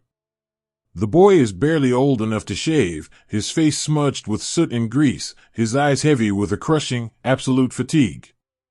He is holding a small, chipped enamel mug of something warm, letting the steam rise against his freezing cheeks. The older mechanic pauses, wiping his brow with the back of his wrist, and looks over at the boy. He steps away from the engine, walking softly over the straw-strewn dirt floor, and sits down beside him. The boy does not say a word, but he shifts slightly, offering the older man the mug. They sit in the quiet glow of the lantern, sharing the warmth of the drink. It does not taste like coffee, it tastes like roasted roots and bitter earth, but in the middle of a freezing night, it is a small, perfect comfort. The older man reaches into the deep pocket of his overalls and pulls out a letter. It is wrapped in a piece of oiled cloth to keep it safe from his own hands. He unwraps it carefully. It is a drawing from his youngest daughter, sent from a city far away where the streetlights have long been turned off. It is a drawing of a man standing next to a house, holding a wrench the size of a tree. At the bottom, in large, uneven letters, she has written, "My papa fixes everything." He traces the crayon lines with a thumb that is black with engine grease. He does not want to be a hero in a grand, sweeping story of history. He just wants to be the man his daughter drew. He just wants to put broken things back together. He looks back at the massive, sleeping tank. Somewhere, in a warm tent a few miles away, the 5 young boys who crew this machine are deeply asleep. They are sleeping because they trust that when the dawn breaks, their giant will be ready to protect them again. They do not see the stripped gears. They do not see the leaking fuel lines. They only see the impenetrable armor. The mechanic feels the profound, crushing weight of that trust. He knows that if he makes a single mistake, if he leaves a bolt too loose, or fails to notice a hairline fracture in a seal, the engine will fail when those boys need it most. The armor cannot save them if the heart stops beating. He is not just fixing a machine, he is holding the fragile threads of 5 young lives in his grease-stained hands. He folds the drawing carefully, wrapping it back in the oiled cloth, and tucks it safely against his chest. He pats the young apprentice gently on the shoulder. "Rest your eyes for a moment," he whispers. "I will finish the fuel line." The boy nods slowly, his chin resting against his chest, and within seconds, he is asleep, lulled by the steady drumming of the rain and the quiet, metallic clinking of the older man returning to work. The hours stretch on, deep into the darkest part of the night. The mechanic stands over the open engine, completely absorbed in the rhythm of the repair. It is a slow, painstaking dance. Turn the wrench. Wipe the oil. Listen to the click of the metal. He is singing a silent lullaby to the giant, a song composed of patience and absolute devotion. He replaces the broken parts with hands that ache from the cold and the damp. He tightens the heavy bolts, throwing the entire weight of his weary body into the wrench, groaning softly with the effort. He cleans the delicate glass of the fuel filters, wiping away the microscopic grains of dirt that brought the great machine to its knees. There is a profound beauty in this solitary labor. In a world that is completely dedicated to breaking things apart, this man is spending his life trying to keep things whole. He is fighting a quiet, endless war against friction, against rust, against the cruel laws of physics that say such a heavy thing should not be able to move. Finally, as the deep black of the sky begins to soften into a pale, bruised gray, he stops. He steps back, letting the heavy wrench fall to the straw with a soft thud. He reaches out and gently closes the massive iron hatches over the engine deck. They fall shut with a heavy, satisfying finality. The rain has stopped. The birds in the forest are just beginning to wake, their tentative songs cutting through the morning mist. The mechanic walks around to the front of the giant and climbs up onto the hull. He slips down into the driver's seat. The inside of the tank is freezing, smelling of stale air and cold iron. He reaches forward and rests his hands on the ignition switches. He closes his eyes, taking a deep breath, offering a silent, desperate prayer to whatever watches over tired men and broken machines. He turns the switch. For a terrifying second, there is nothing but the high, whining scrape of the starter motor. It struggles, fighting against the cold, thick oil and the immense weight of the dormant cylinders. Then, the giant coughs. A puff of blue smoke shoots out from the exhaust pipes. The engine stutters, catching once, twice, and then, with a deep, resonant roar, it roars to life. The sound fills the barn, vibrating through the wooden beams and shaking the dust from the rafters. But it is not a violent noise. To the mechanic's ear, it is a perfect, rhythmic symphony. He listens closely, tilting his head, listening past the roar to the underlying mechanical heartbeat. It is steady. It is strong. There are no rattles, no hesitations. The fragile puzzle has been solved once more. He lets out a long, trembling breath, slumping back against the leather seat. A small, tired smile breaks across his soot-stained face. He has won. Just for tonight, he has won. He turns the engine off, not wanting to waste a single drop of the precious fuel. The silence rushes back in, but it is a different silence now. It is not the silence of a broken, dead thing. It is the silence of a resting giant, breathing deeply, ready to face the dawn. The older man climbs out of the hatch and drops softly to the ground. The young apprentice is awake now, rubbing his eyes, looking up at the machine with a quiet sense of awe. Outside the barn, they can hear the crunch of boots on the gravel. The crew is coming to claim their protector. The mechanics do not wait to be thanked. They gather their tools in silence, wiping them down with oily rags, placing them carefully into their heavy wooden boxes. They blow out the kerosene lantern, letting the pale, fragile morning light take over the barn. As the young tank crew walks through the doors, fresh-faced and rested, looking with quiet reverence at their seemingly invincible machine, the mechanics slip away into the shadows. They walk out into the cool morning air, their shoulders stooped, their hands shoved deep into their pockets. They know the truth. They know that tomorrow, or the next day, or the day after that, the giant will break again. The mud will find a way in. The sheer, impossible weight of the armor will tear the gears apart once more. The cycle is endless, and they cannot change the turning of the tide. But as they walk back to their own thin canvas tents to steal an hour of sleep, they do not feel despair. They feel the quiet, enduring peace of having done their part. They healed the heart of the beast in the dark. They gave the young men one more day. And in the grand, sweeping tragedy of the world, that small, gentle act of mending is a heroism all its own. Sometimes, the most powerful armor a man can wear is woven entirely from a whispered story. Imagine a trench carved deep into the frozen earth. It is the middle of the night, and a thick, heavy snow is falling in absolute silence. The flakes drift down like pale ash, covering the jagged, violent edges of the world in a soft, forgiving white blanket. Down in the narrow ditch, the cold is not just a temperature, it is a living, breathing presence. It seeps through worn woolen coats, bites at the tips of fingers, and settles deep into the bones. The men here are huddled together, shoulder to shoulder, wrapping themselves in thin, damp blankets, trying to share the fragile warmth of their own breath.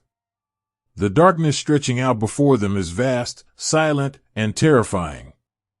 In this profound isolation, where the earth feels completely abandoned by the sun, the mind aches for a spark of light.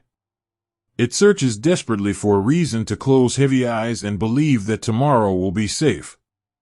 It is here, in the freezing, sensory deprivation of the trench, that the giant truly comes to life. It does not arrive with the earth-shaking roar of a heavy engine or the squeal of wide metal tracks. It arrives as a gentle murmur. A solitary soldier, returning from a rear supply depot miles away, slides down into the icy trench. His breath forms a pale cloud in the dark as he leans close to a shivering friend. "I saw them," he whispers, his voice trembling not from the cold, but from awe.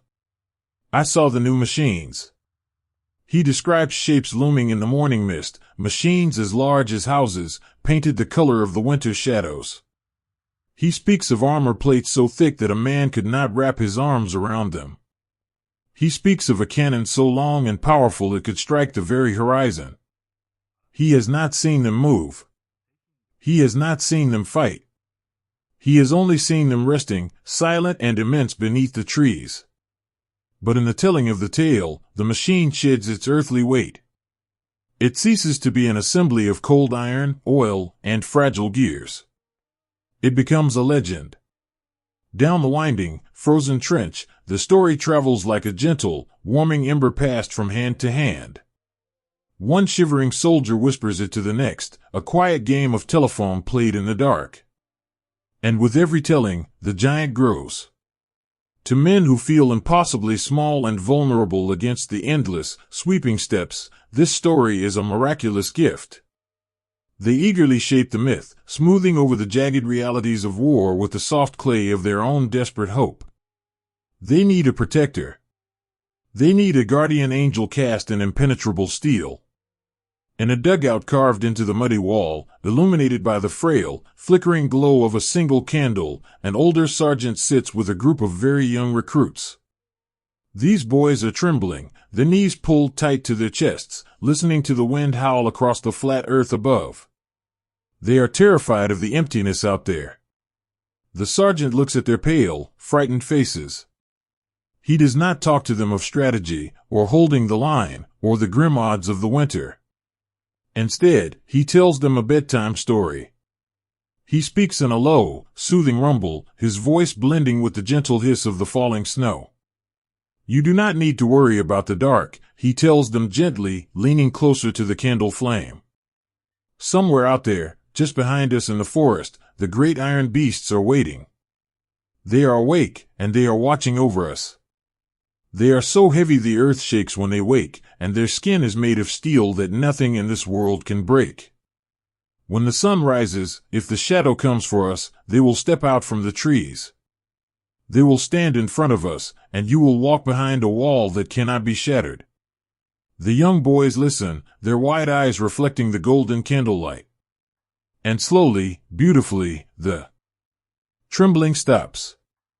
The heavy, suffocating knot of dread in their chests begins to loosen. The myth is doing exactly what the cold, raw reality never could. It is giving them peace. It is giving them permission to close their eyes and rest. Further down the line, a young soldier sits on an overturned wooden crate. He has a small, crumpled piece of paper resting on his knee. His fingers are clumsy and numb, but he grips a tiny stub of a pencil and writes with a quiet, steady rhythm. My dearest Elise, he writes, his handwriting small and deliberate. The winter here is very long, and the nights are so quiet they make my ears ring. But I want you to know that I am not afraid anymore. We have been told about the new machines. They say they are mountains of steel. They say the wind cannot touch the men inside them, and that nothing can pierce their walls. Just knowing they are near makes this trench feel less empty. I imagine them sitting in the dark right now, heavy and asleep, anchoring us to the earth. I feel them at my back. I will be safe, Elise. The giants are here. He folds the letter carefully, smoothing the crease with his thumb, and places it inside his tunic, right against his heart. He pulls his thin blanket up to his chin and falls asleep with a faint, peaceful smile. He is held warm not by the wool, but by the phantom embrace of a machine he has never even seen. This is the incredible, tragic power of the myth. It outpaces the metal. The story runs faster than the heavy tracks ever could. It does not sink into the soft, treacherous bogs. It does not break its transmission on the steep, icy hills. It does not sit silent in the forest, waiting for a drop of fuel. The myth is weightless. It crosses frozen rivers and silent forests, reaching the front lines long before the engines ever roar to life. The men in the trenches do not know the truth. They do not know how few of these machines actually exist, scattered so thinly across a continent that they are little more than solitary lighthouses in an endless ocean. They do not know about the exhausted mechanics working by lamplight, or the weeping commanders hiding their faces in the dark. They believe the horizon behind them is filled with a solid, continuous wall of invincible iron. And in a place where survival depends on the mind as much as the body, that belief is everything. Watch a sentry standing at the firing step. The snow is falling steadily, brushing gently against his eyelashes. Another soldier approaches from the shadows, offering a half-empty tin cup of tepid, watered-down soup. Drink, the second soldier whispers, his voice barely audible over the wind. It is almost morning. They stand together, sharing the rim of the cold tin cup, looking out into the white void. The sentry tilts his head, listening intently to the wind. Do you hear them? He asks softly. There is nothing but the sigh of the falling snow and the distant creak of frozen branches. But the second soldier nods slowly, his eyes fixed on the horizon. Yes, he murmurs. I think I hear the engines. They are close. They share the illusion. It is a quiet, beautiful communion of hope. They both know, deep in the silent, rational corners of their minds, that the wind plays tricks in the dark. But they choose to believe. The belief itself is a comfort, a shared blanket pulled tight against the freezing dark. To admit that the sound is only the wind is to admit that they are alone. And so, they populate the empty night with invisible guardians. There is a heartbreaking beauty in this fragile hope. The human heart cannot survive on cold facts and bleak landscapes alone. It requires poetry. It requires a story where the hero arrives just in time, wearing armor that cannot be pierced, to slay the monsters in the dark. The engineers in their warm, well-lit rooms built a machine of iron, hoping to save the world. But the freezing soldiers in the mud built a machine of pure, unyielding hope. As the long, bitter night finally begins to lift, the pitch-black sky softens into pale, bruised shades of lavender and watery gray. The men in the trenches slowly wake. They stretch their stiff limbs, rubbing the white frost from their collars and breathing life back into their numb hands. They stand up and look behind them, gazing back toward the rear lines where the morning mist still clings tightly to the earth. They look for the towering silhouettes. They look for the long barrels parting the fog. They see nothing. There is only the snow, the barren trees, and the quiet, empty expanse of the winter morning. The giants are not there. But the soldiers do not despair. The myth does not shatter in the pale light of day, it simply retreats back into the shadows, waiting for when it is needed again. They are waiting just out of sight. A young boy whispers to his friend, his voice soft but entirely certain. They are hiding in the trees, resting for the day. Yes, his friend replies, adjusting his heavy helmet and offering a small, brave smile. They are there. And for another day, that gentle, invisible promise is just enough. It is enough to help them stand up straight. It is enough to help them breathe the freezing air. It is enough to help them face the broken world, warmed by the lingering lullaby of a giant that lives entirely in their hearts. There is a silence that falls just before a great storm breaks, a heavy, breathless pause where even the earth itself seems to be waiting.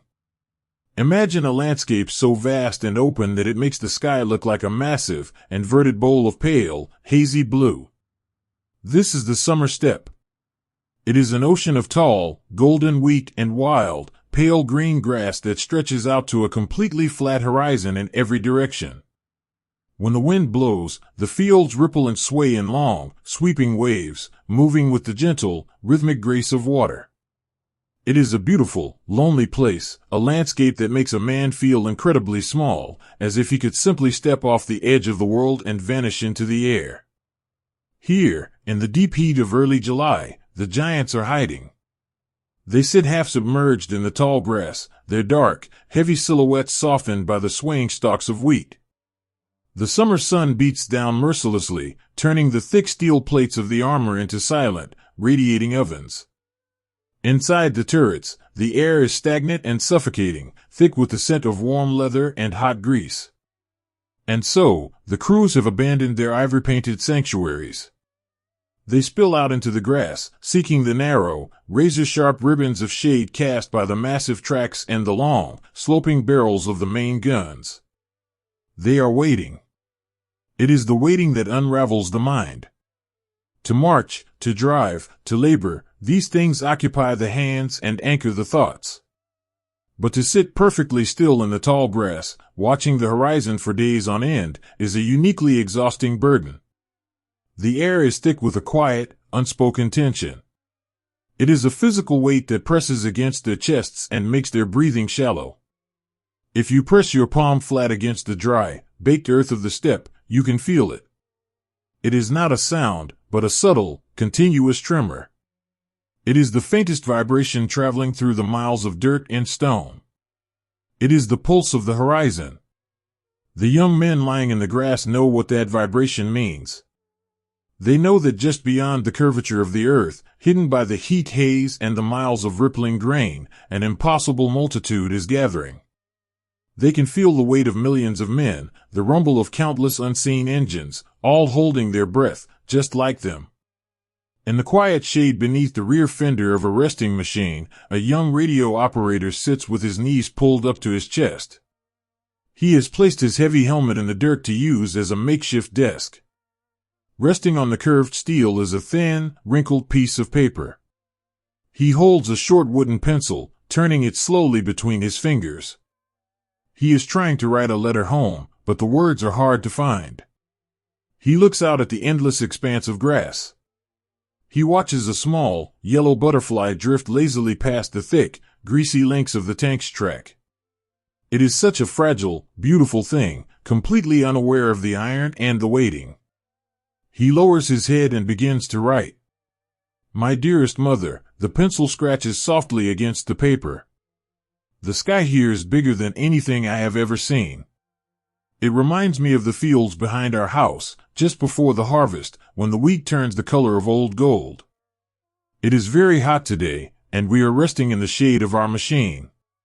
Please do not worry about me. We are surrounded by so much steel, and the engineers have promised us that nothing can break these walls. I spend my days watching the clouds drift by, trying to guess what shapes they are making. He stops writing and bites his lower lip.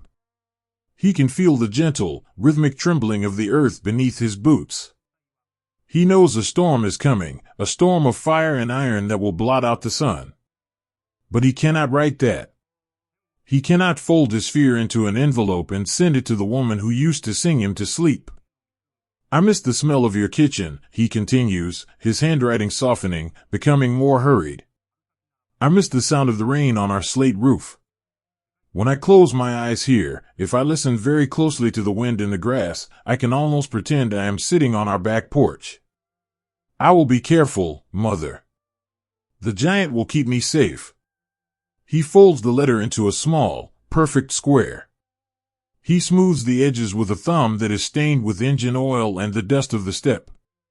He tucks the paper gently into the breast pocket of his tunic, resting it over his heart like a tiny, fragile shield.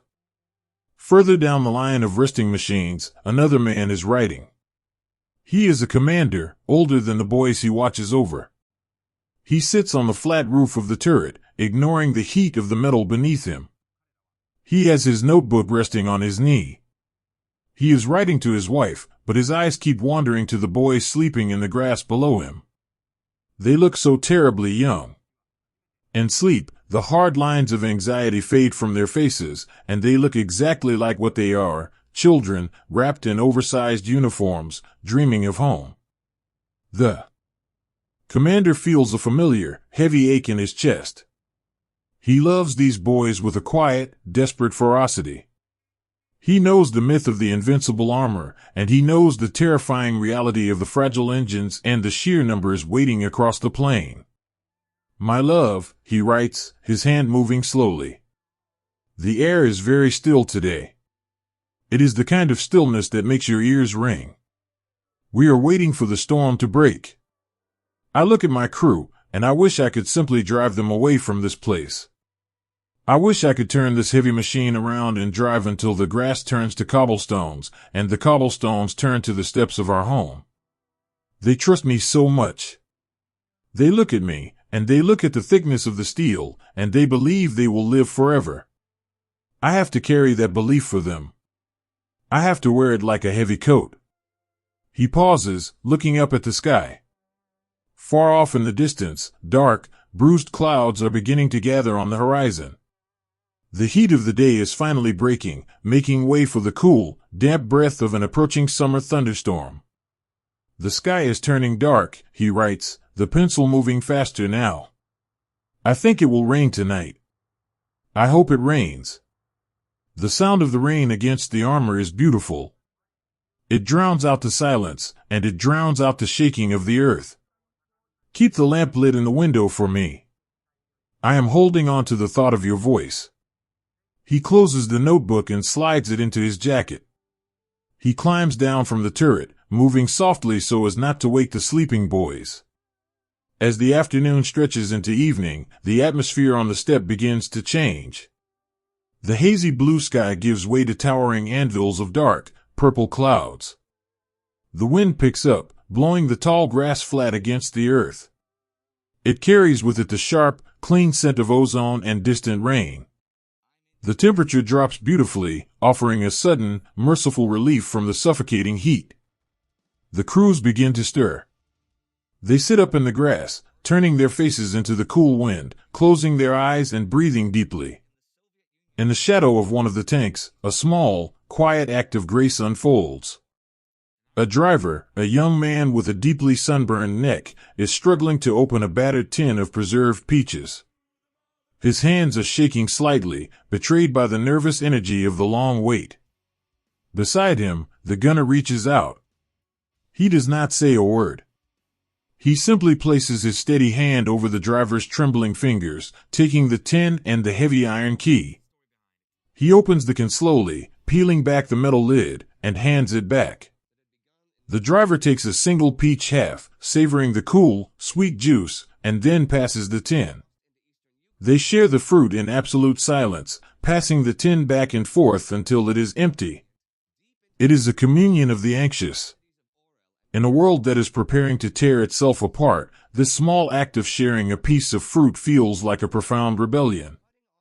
It is a reminder that they are still human, still capable of gentleness, even as the iron giants loom over them. Someone, somewhere down the line, begins to play a harmonica. The sound is incredibly faint, almost swallowed entirely by the rising wind. It is a slow, mournful tune, an old folk song about a river and a weeping willow tree. The music drifts over the steppe, weaving through the steel tracks and the tall grass. The men stop what they are doing and simply listen. The notes are fragile and trembling, but they hold the boys together. The music is a tether, connecting them to a world that existed before the waiting, before the mud and the rust.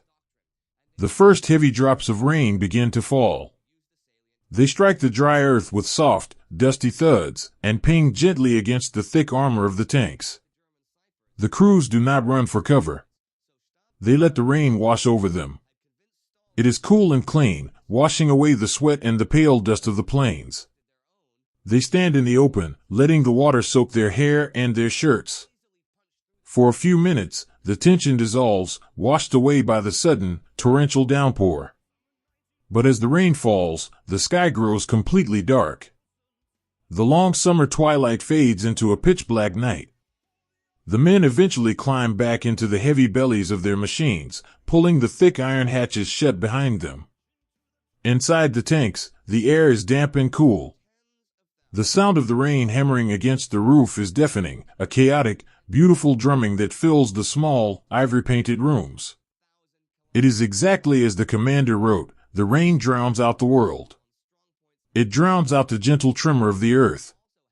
It provides a heavy, acoustic blanket that allows the weary men to finally close their eyes. They wrap themselves in their woolen blankets, curling up in their small canvas seats or lying flat on the metal floorboards. They press their hands against the pockets where their letters rest, feeling the soft, folded paper against their chests. Outside, the storm rages over the steppe. Lightning flashes, briefly illuminating the great, silent shapes of the resting giants, sitting like ancient stones in the driving rain. They are completely motionless, anchoring the dreams of the boys hidden inside. Tonight, the letters are finished. The pencils are put away. There is nothing left to do but listen to the rain and wait for the dawn.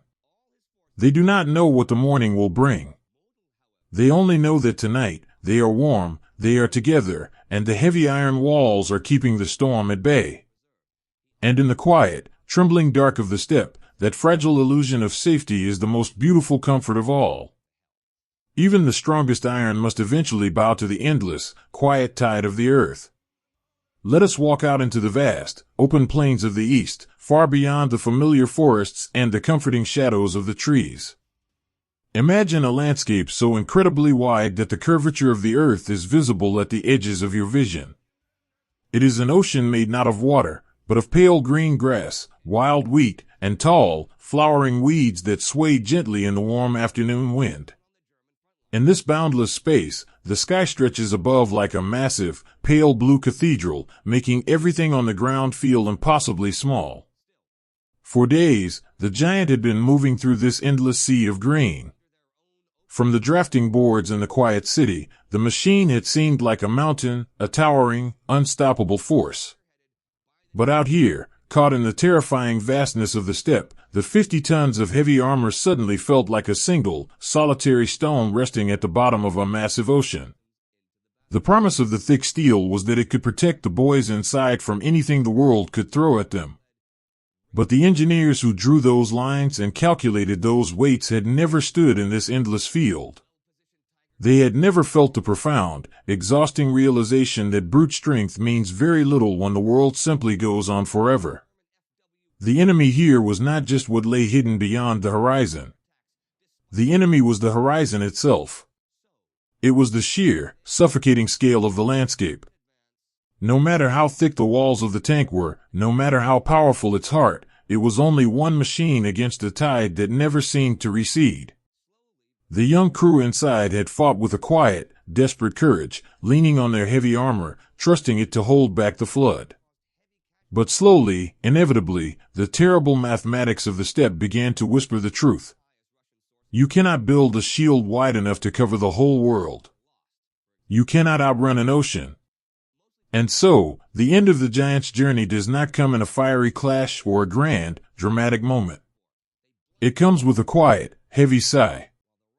Deep inside the belly of the machine, beneath the heavy iron grates, something simply gives way.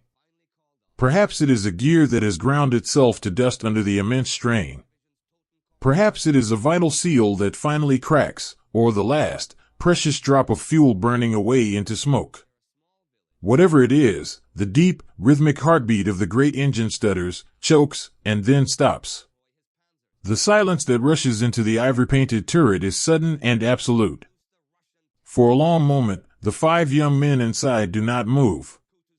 They sit in the dim, green light of their instrument panels, listening to the hissing of the cooling pipes and the ticking of the hot metal. The young driver grips his steering levers, his knuckles white, and presses the heavy starter pedal again and again. But there is no spark. There is no answering roar. The giant sits down in the tall grass, and it refuses to get back up. The young commander pushes open his heavy steel hatch and stands up into the warm summer air. He looks out over the endless plain. The wind whispers through the tall weeds, brushing against the sides of the dead machine. He looks at the horizon, where the faint, hazy dust of 1,000 approaching shadows is slowly rising into the sky. He looks back down into the dark sanctuary of the turret, at the tired, frightened eyes of the boys he promised to bring home. He knows what he has to do, and it is the hardest command he will ever give. Gather your things, he whispers, his voice trembling just a little. We have to leave her. To abandon the machine is to abandon the promise. For months, this heavy iron room has been their entire world. It has been their dining room, their bedroom, their fortress, and their friend. It has kept them warm in the freezing rain and held them safe when the sky was falling. To step out of the giant is to step out of the armor and become fragile, vulnerable humans once more. Down in the hole, the boys begin to pack in a heavy, heartbroken silence. They do not have much, but what they have is precious. The radio operator unplugs his headset, wrapping the cord neatly around the leather band, treating it with a gentle, lingering reverence. He opens a small metal compartment and takes out a stack of letters bound in twine, tucking them safely into the inner pocket of his woolen tunic. The loader, the youngest of them all, sits on his canvas seat and looks around the cramped, familiar space. He reaches out and traces his hand along the thick steel wall. The metal is still warm from the heat of the day. He remembers the first time he touched this armor, on that misty morning in the forest, and how invincible he had felt. Now, he feels a profound, heavy sorrow.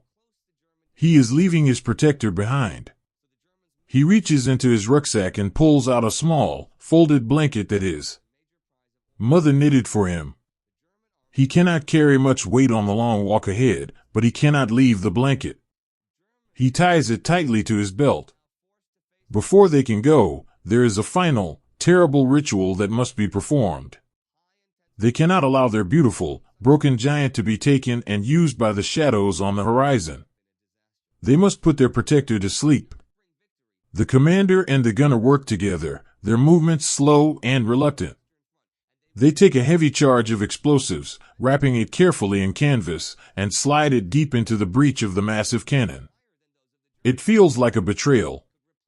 They are breaking the very thing that saved their lives so many times. The gunner, a quiet boy with soot stained permanently into the creases of his hands, pauses before he closes the heavy iron block. He rests his forehead against the cold steel of the gun, closing his eyes. He whispers a soft, silent apology into the dark metal, a tear cutting a clean line down his dusty cheek. They set the fuse, grab their canvas bags, and climb out of the turret one last time. They drop down from the heavy tracks into the tall, swaying grass. The earth beneath their boots feels strange and unsteady after so many months of standing on solid iron. They wade through the weeds, the tall stalks of burdock and thistle brushing against their waists, until they reach a small, shallow depression in the earth a safe distance away. They lie down in the soft dirt and cover their ears. A moment later, a muffled, hollow thud echoes across the plain. It is not a loud explosion, just a deep, sad breaking of iron. A thin plume of gray smoke rises from the open hatches of the machine, drifting lazily into the pale blue sky. The cannon is shattered. The heart is permanently stopped. The giant is truly dead. The boys sit up slowly, brushing the dry dirt from their knees. They look back at the machine. It is a heartbreakingly beautiful sight. Without the roar of the engine and the smell of the diesel, the tank no longer looks like a weapon of war.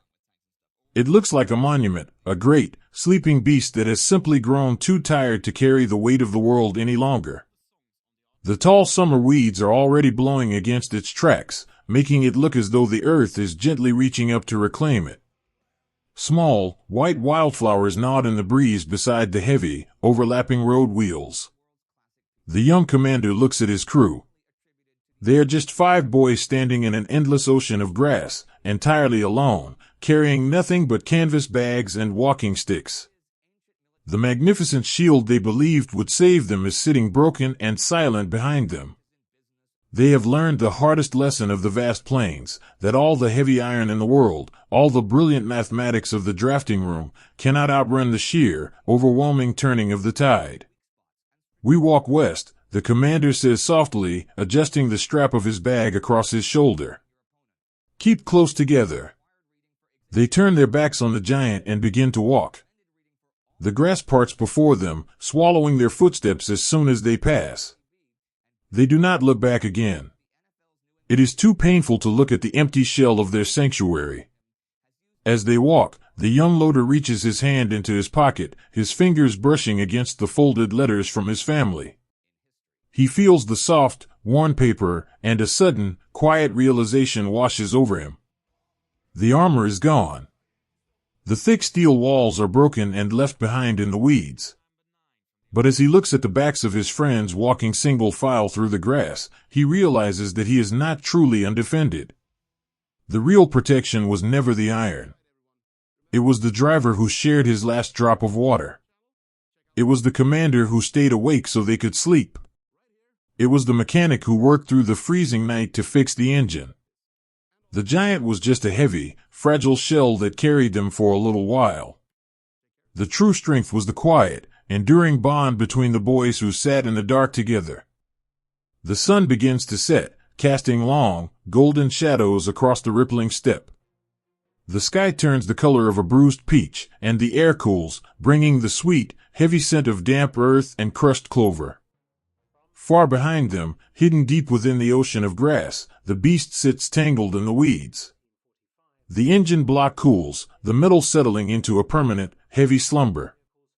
A small bird, entirely unafraid of the silent iron, lands softly on the edge of the open commander's cupola, tilting its head to look down into the dark, empty room.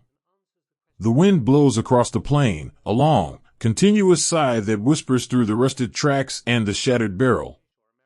The machine will sit there for years, a lonely island of steel slowly rusting beneath the rain and the snow, a silent witness to the vanity of placing all our hopes in things made of heavy iron. But the boys keep walking. They walk into the fading light, leaving the myth behind them, carrying only the fragile, beautiful resilience of their own beating hearts, moving step by step through the soft and endless world. To be hunted in a garden is a strange and beautiful kind of terror. Imagine a countryside stitched together not by fences, but by ancient, living walls of earth and tangled roots. This is the bocage, the deep, emerald heart of Normandy. It is high summer. The air is warm, thick, and heavy with the sweet, intoxicating perfume of crushed grass, damp soil, and ripening orchards. For centuries, quiet generations of farmers have cleared these fields, piling stones and earth at the borders. Over the quiet years, nature took those borders back, weaving them with thick brambles, ancient, twisting oak roots, and dense, unyielding vines. These hedgerows tower high above the sunken, narrow dirt lanes, turning the entire landscape into a sprawling, vibrant green labyrinth. It is a place built for peace, a place meant to shelter sheep from the wind and cradle the morning dew. Into this quiet, overgrown puzzle, the giants have retreated. In the vast, open expanses of the eastern steppes, the sheer, staggering size of the machine was a comfort to the boys inside. They could look out and see the horizon. They could see the world unfolding before them. But here, the horizon is completely gone. It has been replaced by a solid, impenetrable wall of green leaves, resting just an arm's length from the thick glass of the periscopes.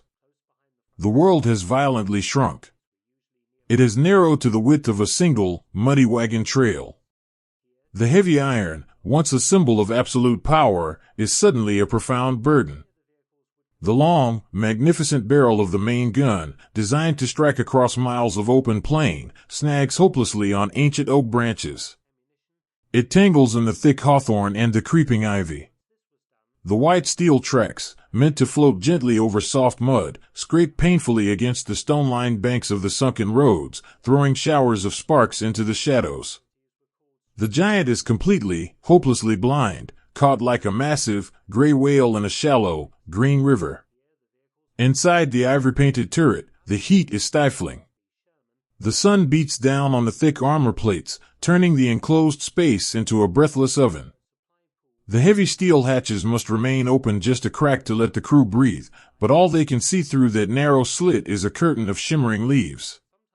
The air inside smells intensely of warm diesel, hot grease, and old sweat, mixing strangely with the sweet scent of honeysuckle and wild roses drifting in from the outside. It is a dizzying, disorienting contrast. They are sitting inside a machine built for destruction, surrounded entirely by the quiet, stubborn resilience of life. And then, there's the sound. It is not the deep, rhythmic thud of distant artillery, nor the clatter of approaching tracks. It is a high, persistent, angry drone that fills the bright blue sky. It sounds like a vast swarm of hornets, circling, searching, absolutely relentless. These are the fighter planes, painting the heavens above with their long, white vapor trails. They own the air, and they are looking for the giants hiding in the weeds. Because of this constant, buzzing threat, the massive machines cannot move by day. The engineers who drafted the perfect angles of the steel never designed an armor thick enough to protect the roof from the wrath of the sky. And so, the undisputed masters of the battlefield are forced to hide like frightened, hunted animals. The young crews spend their early mornings not maintaining their engines or calibrating their sights, but becoming quiet gardeners. They climb out of their hatches with small axes and handsaws. They chop down thick branches of ash and elm, weaving them desperately into the canvas camouflage netting that drapes over the hot armor. They cover the sharp, unnatural angles of the steel with soft, green foliage. They pile brush and wild grass onto the wide engine deck until the tank completely disappears, swallowed entirely by the hedgerow. They are trying to turn the iron beast back into a forest. Once the sun rises high and the buzzing in the sky begins, the mighty engine must be cut. The giant holds its breath. The young men inside sit in the dim, green-filtered light, perfectly still, listening to the angry drone circling above. If you were to sit beside them, you could hear the delicate, rapid heartbeat of a 19-year-old gunner, sitting with his dusty hands folded tightly in his lap, staring blankly at the metal wall. They do not speak. They barely dare to breathe. A single cough, the clink of a wrench dropped against a floorboard, or a thin, blue wisp of exhaust smoke could draw the hornets down upon them.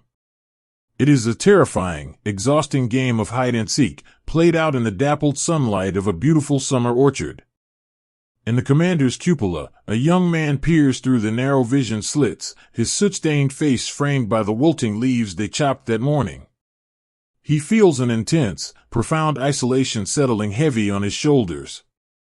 In the open plains, he could look down the line and see his brothers, a comforting wall of steel standing together against the tide. But here in the bocage, every small field is its own enclosed, solitary universe. He cannot see the machine in the next meadow. He cannot hear the voices of his friends. His radio must remain perfectly silent to avoid detection. He is entirely alone, the solitary, blind guardian of a tiny, square pasture. He reaches into the breast pocket of his heavy wool tunic and traces the edge of a letter. He has been writing it in his head for days, composing the lines while staring at the green wall of the hedges. My dearest Clara, he thinks, his eyes watching a small, pale green spider spin a delicate web between the sight glass and a leafy branch. You would love it here, if the world were quiet. The apple trees are so heavy with fruit they are bending toward the earth. The soil smells so rich, so deeply alive. It feels so strange to sit inside this heavy iron room while surrounded by so much beauty. The birds here do not seem to care about our armor. A tiny brown sparrow landed on the barrel of the gun this morning. I watched it for a long time, fluffing its feathers in the sun. I wanted to tell it to fly away, to find a safer tree far from here. But then I looked at the steel, and I realized something heartbreaking. We are the ones who do not belong in this garden. He closes his eyes, letting the phantom scent of her perfume mix with the smell of the damp earth and the engine oil. He carries her memory like a shield, far stronger than the thick plates of the turret. Down in the shadows of the hull, the young driver shifts uncomfortably in his cracked leather seat. His throat is dry, parched by the nervous, stale air of the cabin and the relentless heat radiating from the metal. He rests his forehead against the cold steering levers, feeling the deep, hollow ache of exhaustion. A hand reaches down from the darkness of the turret above. It is the loader. He does not say a word, but he gently taps the driver's shoulder and offers something small and round. The driver takes it in the dark. It is an apple. It is small, slightly bruised, plucked stealthily from the branches that had scraped against the roof of the tank during the night. The driver brings it to his lips and takes a bite. The crisp, sweet juice is a sudden, miraculous shock to his tired senses. It tastes of rain and summer sun. It tastes of the innocent earth. It tastes of everything that is not oil, or sweat, or the terrifying buzzing in the sky. He chews slowly, savoring the simple, perfect sweetness, and then passes the remaining half back up to the loader. It is a silent, profound thank you shared in the stifling dark. This small, bruised piece of fruit becomes a vital tether to their humanity. In a world defined by the hardness of iron and the fear of the sky, it is a gentle reminder that the earth still yields soft, beautiful things. But the threat in the bocage is not just in the sky above. It is in the hedges themselves. The enemy here does not come in grand, sweeping formations that can be seen from miles away. They come as quiet shadows, slipping silently through the narrow breaks in the hawthorn. They are small, quick, and intimately close. The giant's formidable frontal armor, designed to deflect massive shells from a great distance, is completely useless when the threat is hiding just on the other side of the dirt wall, mere feet away. The crew knows that at any moment, a shape could appear from the leaves, bringing a sudden, violent end. This reality creates a state of perpetual, exhausting paranoia. Every rustle of the warm wind in the branches sounds like a creeping footstep. Every snap of a dry twig feels like a thunderclap. The boys sit inside their fortress, entirely surrounded by a wall of green, jumping at shadows, realizing that their impenetrable shield has become a claustrophobic trap. Finally, mercifully, the long, terrifying summer day begins to fade. The bright blue of the sky softens into a pale, bruised purple. The angry buzzing of the hornets slowly recedes into the distance, returning the air to the gentle chirping of the crickets and the soft, settling songs of the evening birds. The thick canopy of the bocage casts long, deep shadows over the sunken lanes, turning the vibrant green labyrinth into a dark, cooling tunnel. Only now, under the heavy, forgiving cloak of complete darkness, can the giants finally breathe. The young driver reaches forward and turns the ignition. The heavy engine coughs to life, a deep, resonant rumble that vibrates through the roots of the ancient trees and shakes the dew from the leaves. The machine backs slowly out of its hiding place, carefully, painstakingly disentangling itself from the vines and the branches that had sheltered it all day. It moves at an agonizing crawl, its wide metal tracks slipping softly on the damp, moss-covered stones of the sunken road. There are no headlights. The driver navigates by the faint, pale glow of the starlight filtering through the canopy, guided only by the whispered commands of the commander above. The young commander stands in his open hatch, letting the cool, damp night air wash over his exhausted face. He looks up at the narrow, jagged strip of starry sky visible between the towering silhouettes of the hedges. He feels the immense, thrumming weight of the machine beneath him, but he also feels the crushing, absolute weight of the isolation around him. They are powerful, yes. They are heavily armored. But they are hopelessly, quietly trapped in a beautiful maze they can never understand. As the giant lumbers softly down the dark, twisting country lane, it leaves behind a trail of crushed ferns and the lingering, heavy scent of diesel. It is a tired, iron ghost wandering lost through a garden, seeking the shadows, simply waiting for the morning sun to rise and bring the hornets back again. Even the most terrifying giant will quietly bow its head and fall into a deep, unbreakable sleep when its cup runs dry. Imagine a sprawling, ancient pine forest, its floor carpeted in a thick, fragrant layer of copper-colored needles. The air is crisp and cold, holding the sharp, clean scent of resin and damp earth. The sun is sinking low, casting long, golden beams of light through the dark, towering trunks, illuminating millions of tiny dust motes that dance slowly in the still air. It is a place of profound, cathedral-like peace. And there, resting in the deep shadows beneath the oldest trees, sits the giant. It is perfectly camouflaged, its broad shoulders draped in woven branches and pine boughs. Its long, heavy gun barrel points silently out into the empty woods. To look at it is to feel a sense of awe, to see the absolute pinnacle of iron and engineering resting in the quiet wilderness. But if you were to step closer, if you were to reach out and place your bare hand against the thick steel of the engine deck, you would discover a quiet tragedy. The metal is cold. The deep, rumbling heartbeat that used to shake the earth is completely silent. The massive exhaust pipes, once breathing hot, blew breath into the winter air, are hollow and still. The beast is not wounded. Its armor is unblemished, its tracks are whole, and its cannon is perfectly aligned. It is completely, flawlessly whole. And yet, it cannot move a single inch. It has been paralyzed by the simplest, most agonizing of things. It is dying of thirst. Inside the dim, ivory-painted turret, the young driver sits in his worn leather seat. His hands rest loosely on the steering levers, hands that have guided 50 tons of steel across freezing steppes and through tangled bocage. He leans forward, his breath fogging the small glass dial of the fuel gauge. He raises a single, soot-stained finger and taps the glass, once, twice. It is a gentle, hopeful tapping, like knocking on a door and praying someone is home. But the needle does not jump. It rests heavily, stubbornly, on the far edge of the dial, resting on the empty line. He lets out a long, trembling sigh that sounds incredibly loud in the absolute silence of the cabin. The heavy silence of a dead engine is different from the silence of a resting one. When the tank is simply resting, there is a latent energy in the air, a sense of coiled power waiting to be released. But now, the silence is hollow. It is the silence of a heavy iron box that has suddenly become a tomb. The engineers who drafted this magnificent machine focused all their brilliant, anxious minds on the thickness of the steel and the power of the cannon. They built a fortress meant to withstand the end of the world. But in their desperate quest for invincibility, they made the giant too heavy.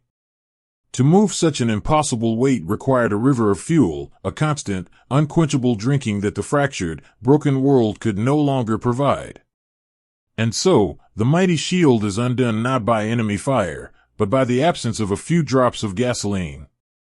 The young crew climbs slowly out of the dark turret, emerging into the fading afternoon light. They do not move with the crisp, hurried energy of soldiers preparing for battle. They move like weary sailors stranded on a deserted island. They drop down to the soft forest floor and gather around the massive steel tracks, leaning their tired backs against the cold road wheels. They are waiting. They have been waiting for 2 days. Somewhere, miles away across broken roads and ruined bridges, supply trucks are supposedly trying to reach them. But the sky is full of hunting hornets, and the roads are dangerous, and the young men in the forest know, deep in their hearts, that the trucks are ghosts. They are waiting for a miracle that is not coming. The young commander walks around to the back of the machine. He picks up a heavy, green metal jerrycan resting in the pine needles. He unscrews the cap and tilts it, listening intently. There is a faint, hollow sloshing sound, the very last dregs of fuel clinging to the bottom of the tin. It is not enough to move the giant forward. Even 100 yards. It is just a cruel whisper of what they need. He sets the can down softly. He looks at his machine, running his hand along the cold edge of the fender. He feels a deep, aching sorrow, not just for himself, but for the beast. It feels wrong for something so powerful to be brought low by starvation. It is a humiliating, quiet defeat. The giant has been reduced to a monument, an incredibly heavy statue hiding in the trees. A few yards away, the radio operator sits on a fallen log. He has taken his headset off, because the batteries are dying, and the airwaves are full of static and silence anyway. He pulls a small, worn leather journal from his pocket and a stub of pencil. The light is failing rapidly, turning the forest into a world of indigo and gray, but he tilts the page to catch the last rays of the sun. "My dear brother," he writes, his handwriting slow and rounded. "We are resting in a beautiful forest. The pine trees are so tall they seem to touch the clouds. You would think we were the kings of this woods, sitting inside our mountain of steel. But the truth is, we are captives. The machine has gone to sleep, and it will not wake up. We have no fuel." He pauses, watching a small gray squirrel dart across the forest floor, entirely unconcerned by the men or the iron. "It is a very strange feeling," he continues, his pencil scratching softly against the paper. "We are completely safe behind these thick walls, but we are also entirely helpless. The armor is a cage. We sit here in the quiet, listening to the wind in the branches, knowing that the war is moving on without us. We have become ghosts in our own machine. We wait for the fuel trucks, but we only hear the woodpeckers and the falling leaves. If the enemy comes, we cannot run. We can only sit and wait. It is so quiet here." He closes the journal, wrapping the leather string around it to keep it safe. He looks up at his friends. The loader, the youngest of the crew, has managed to gather a small pile of dry twigs and pine cones. He hides them in a shallow pit behind the massive tracks of the tank, shielding the area so no light will escape into the dark forest. He strikes a match, and a tiny, fragile golden flame flickers to life. The boys gather around this tiny hearth, pulling their heavy woolen coats tight against the evening chill. They do not have much food left, just a few hard biscuits and a small tin of preserved meat. The driver takes his canteen, pours a little water into a blackened tin cup, and sets it near the edge of the small fire to warm. They sit shoulder to shoulder, sharing the warmth of the tiny flame and the massive, comforting bulk of the silent tank at their backs. The commander reaches into his pocket and pulls out a single, crumpled cigarette. It is bent and stale, a forgotten treasure saved for a desperate moment. He lights it carefully from a burning twig, takes a slow, deep drag, and wordlessly passes it to the driver. They pass it around the circle, a silent, beautiful communion of stranded men. They do not talk about the fuel. They do not talk about the horizon, or the trucks that will never arrive, or the fact that they are miles behind the retreating lines. They talk about the stars beginning to appear through the canopy of the pines. They talk about the smell of the smoke, and how it reminds them of burning autumn leaves in the courtyards of their childhoods. In this quiet, stolen moment, the terrifying giant looming behind them ceases to matter. The myth of the invincible armor fades into the shadows. What remains is simply 5 young men, terribly far from home, finding a gentle, quiet solace in each other's company. The machine failed them. The brilliant engineering failed them. But the simple, human kindness of sharing a warm cup of water and a single, stale cigarette holds them together. As the night deepens, the forest grows completely black. The tiny fire burns down to a soft, pulsing red ember. The air grows freezing, biting at their noses and fingertips. The commander looks at the heavy, steel hatches of the tank. They could climb back inside. The thick walls would block the winter wind. But inside, the air is dead. Inside, the silence of the empty engine is too loud, too heavy with the reality of their failure. "Let's sleep out here tonight," the commander whispers softly into the dark. The boys nod. They pull their woolen blankets from the storage bins and lay them out on the thick carpet of pine needles, close to the tracks of the machine. They lie down, wrapping themselves tightly against the cold, looking up at the narrow patches of starry night visible between the dark branches. The giant sits above them, a massive, unmoving shadow against the sky. It is perfectly intact, perfectly designed, and perfectly useless.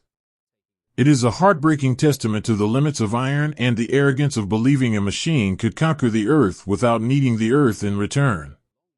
The wind whispers through the tops of the pine trees, a long, soothing shush that sounds like the ocean. Pine needles drift down in the dark, settling softly on the cold steel of the barrel and the sloped armor of the glacis, slowly beginning the long work of burying the beast. The young men close their eyes, their breathing slowing to match the quiet rhythm of the forest. They are no longer conquerors. They are no longer the masters of the unstoppable armor. They are just weary travelers whose cart has broken down on a dark road. And as the silent, fuel-starved giant watches over their sleep, it offers them the only gift it has left to give, the profound, tragic, and beautiful peace of having nowhere left to go. There is a cold so profound that it can turn a fortress of invincible iron into an echoing cage of frost. Imagine a forest older than memory, a place where the towering pine trees grow so thick and tall they seem to hold up the heavy winter sky. This is the Ardennes in the dead of winter. The world here has been drained of all its color, reduced to a stark, breathtaking canvas of charcoal gray and blinding white. The snow does not fall with the violent, howling fury of a blizzard. It drifts down in large, heavy, silent flakes, falling with a gentle, mesmerizing rhythm that slowly buries the earth. The sheer weight of the snow bows the dark, evergreen branches toward the ground, and it absorbs every sound, wrapping the entire forest in a profound, suffocating silence. Sitting perfectly still beneath this frozen canopy is the giant. It has been hastily painted with washes of white chalk and lime, an attempt to make its massive, imposing silhouette vanish into the snowdrifts. From a distance, it looks like a natural part of the landscape, a large, sleeping boulder blanketed in winter. But step closer, and the illusion fades. The engineers who spent those long, desperate nights at their drafting boards drew thick lines of steel to keep the world out. They calculated the angles to deflect danger and built walls to wrap the young men in an unbreakable embrace. But they could not engineer a shield against the winter. The iron armor, so brilliant at stopping what was solid, is utterly defenseless against the cold. The thick steel plates act as a perfect, terrifying conduit for the freeze. The chill seeps up from the buried tracks, climbs the heavy walls of the hull, and settles deep into the very marrow of the machine. The giant has become a freezing iron cave. Inside the turret, the air is sharp, brittle, and impossibly still.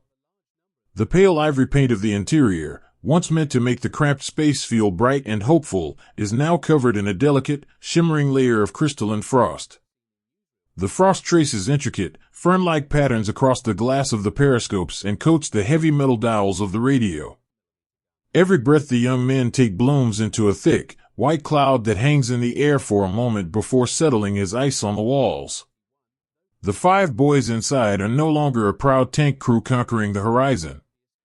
They are simply shivering humans, huddled together in the dark, seeking refuge in a steel box that offers no warmth. They are bundled in every layer of clothing they possess. Thick woolen longcoats, scarves wrapped twice around their faces, heavy knitted mittens pulled over stiff, aching fingers. They sit with their knees pulled tightly to their chests, pressing their shoulders against one another, trying desperately to share whatever fragile body heat they have left. To accidentally brush a bare hand against the bare metal of the gun breech is to feel a burning, shocking pain, as if the iron itself is made of dry ice.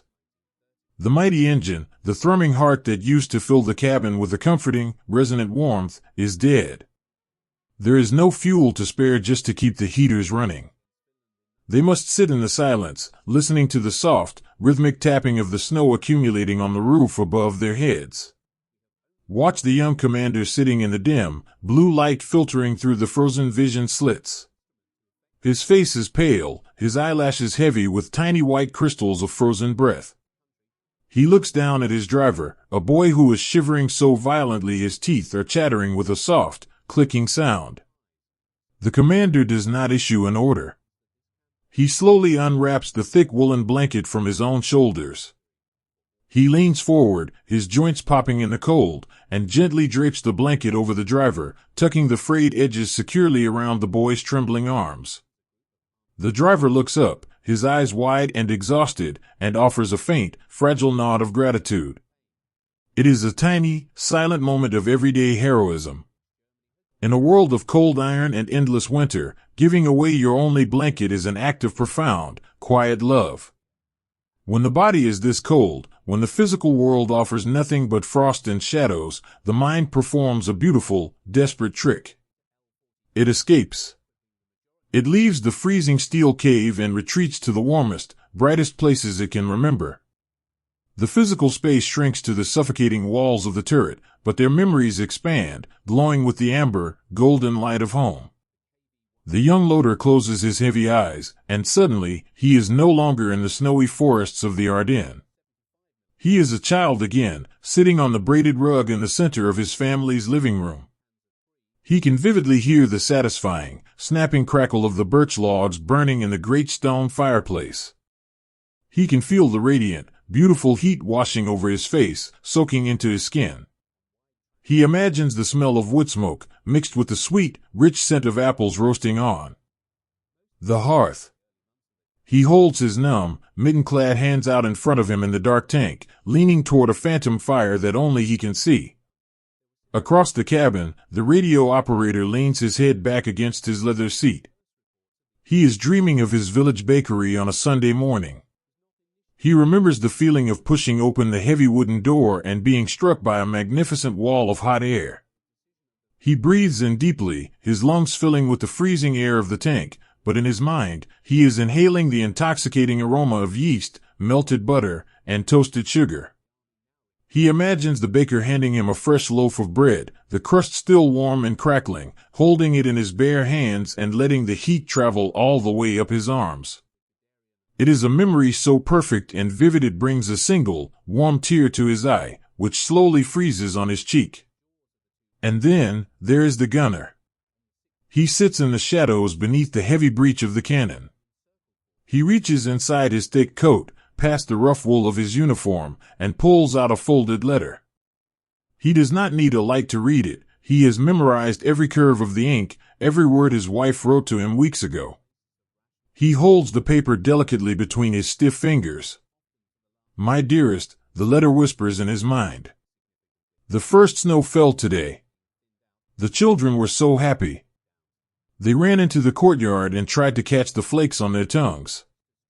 I stood by the window and watched them, keeping the ceramic stove burning hot so they would have a warm place to dry their mittens when they came inside. I have set your chair right by the stove. It is waiting for you. I keep the fire lit every night, hoping you can see the glow of it from wherever you are." He presses the folded paper gently against his lips. In this freezing iron tomb, her words are a different kind of armor. They do not deflect shells, but they deflect the despair. He thinks of the snow outside his own window, a snow that brings joy and laughter, a snow that is followed by hot cocoa and a warm bed. He holds tightly to the image of that empty chair by the ceramic stove. He must believe that he will sit in it again. He must believe that this winter will eventually end.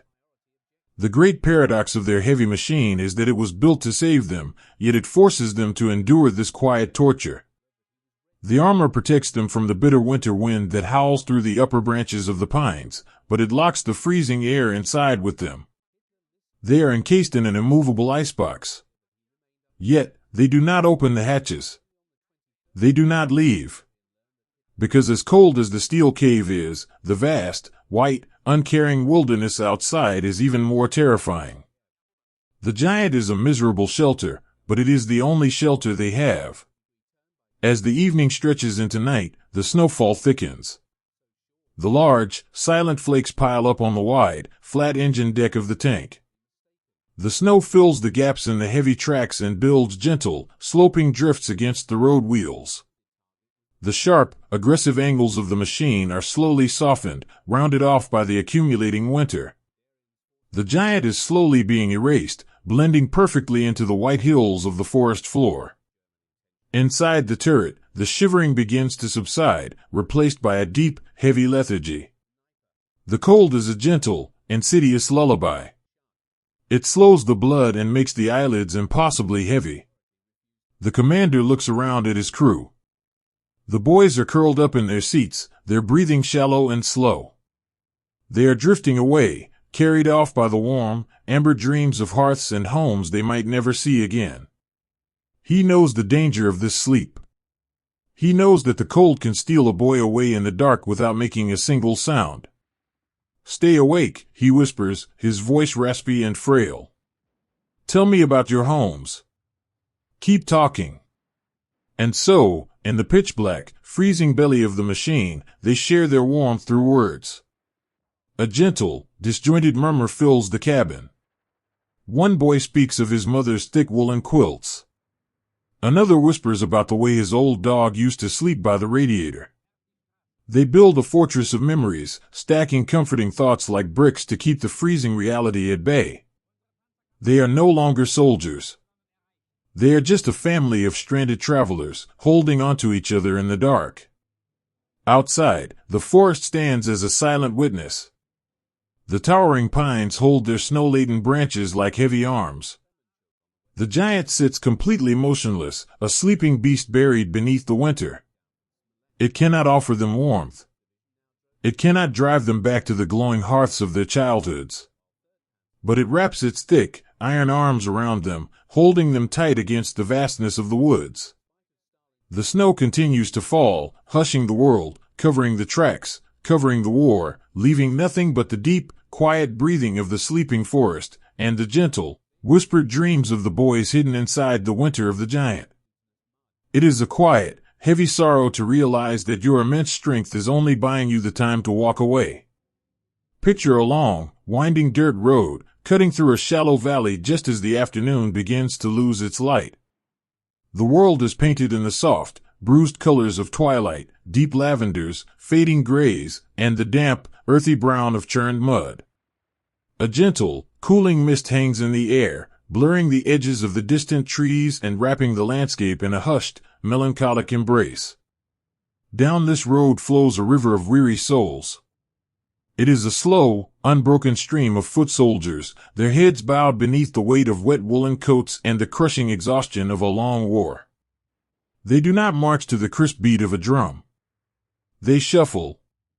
Their boots make a soft, rhythmic, squelching sound in the mud, a continuous, mournful sigh that stretches out for miles. They are men who have seen the edge of the world, and they are simply, quietly, trying to walk back home.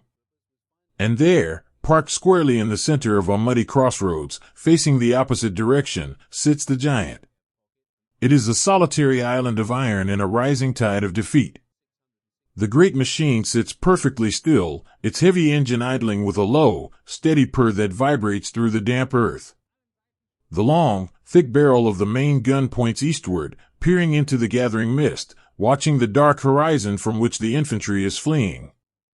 The tide of tired men parts around the massive tracks, flowing past the steel flanks like water slipping past a dark, immovable stone in a rushing stream.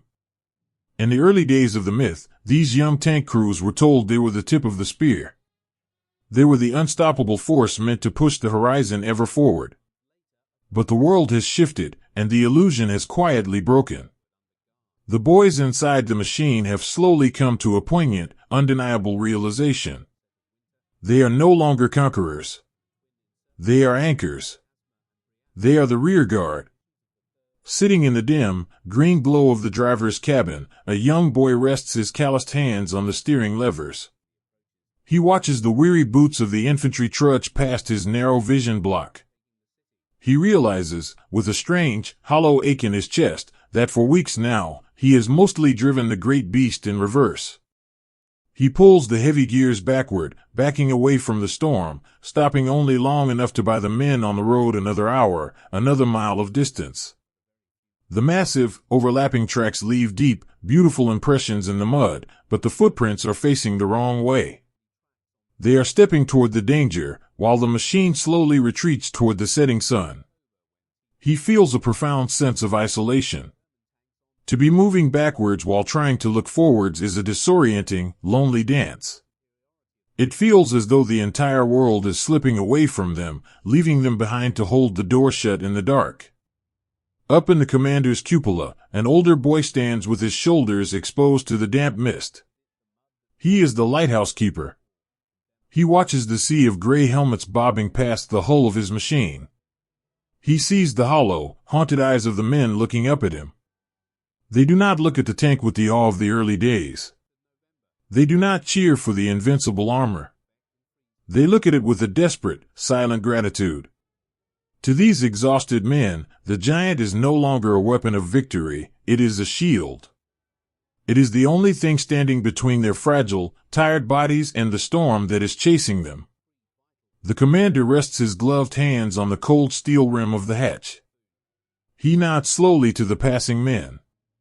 He tries to offer a look of unshakable calm, a gentle reassurance broadcast through the fog. "Keep walking," his posture says. "I am here. I will not let the dark catch you." But inside, his heart is incredibly heavy. The burden of being the lighthouse is the absolute certainty of your own solitude. The lighthouse cannot run with the ships. It must stand its ground, battered by the waves, shining its light into the blackness until the very last vessel has reached the harbor. He knows that his heavy iron room must be the last thing to leave this valley. He must wait until the road is entirely empty, until the silence returns, and then he must face whatever comes out of the mist alone. Beside the tracks of the idling machine, a small, quiet moment of grace unfolds in the twilight. An infantryman, older, with a face lined by too many winters and too little sleep, stops his shuffling march. He steps out of the flow of men and leans his exhausted frame against the thick, sloped armor of the tank. The metal near the engine deck is radiating a beautiful, deep warmth into the cool evening air. The man closes his eyes, simply absorbing the heat, letting his tired muscles uncoil for just a fleeting second. Up above, the young loader leans out of his hatch. He does not yell. He does not tell the man to move along.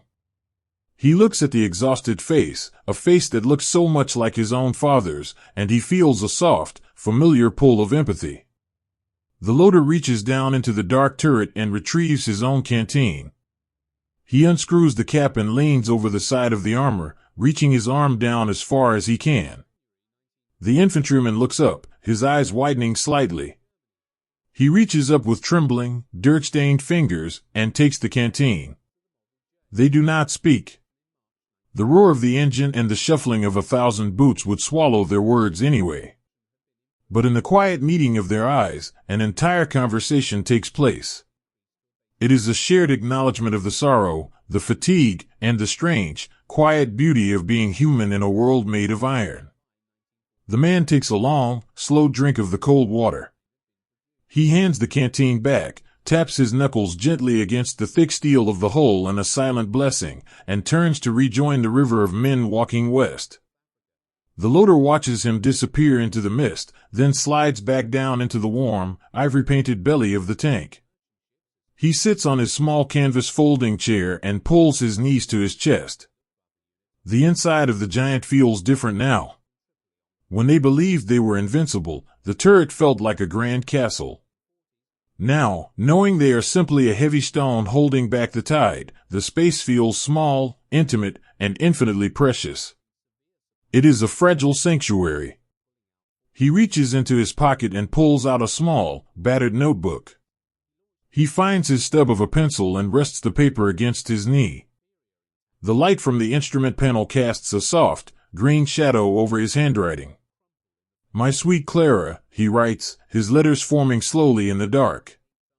"The autumn leaves are falling here, covering the mud in patches of gold. I think of the oak tree in our front yard, and I wonder if you have raked the leaves yet.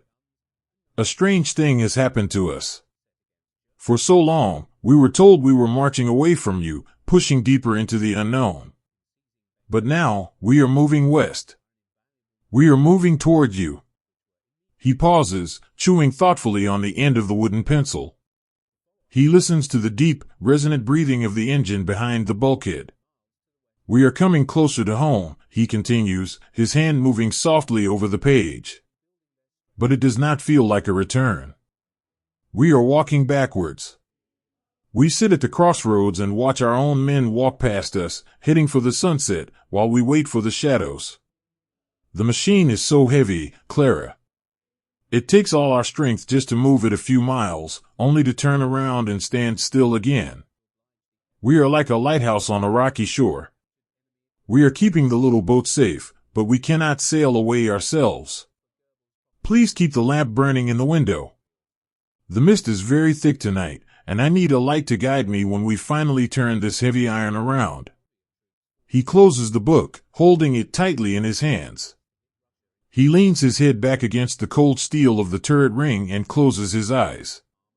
He imagines the light in her window, a tiny, warm beacon shining just for him across the vast, broken continent. As the evening wears on, the river of men finally begins to thin. The continuous, squelching sigh of the boots fades into the distance, replaced by the solitary dripping of moisture from the overhanging trees. The young commander stands perfectly still in his cupola.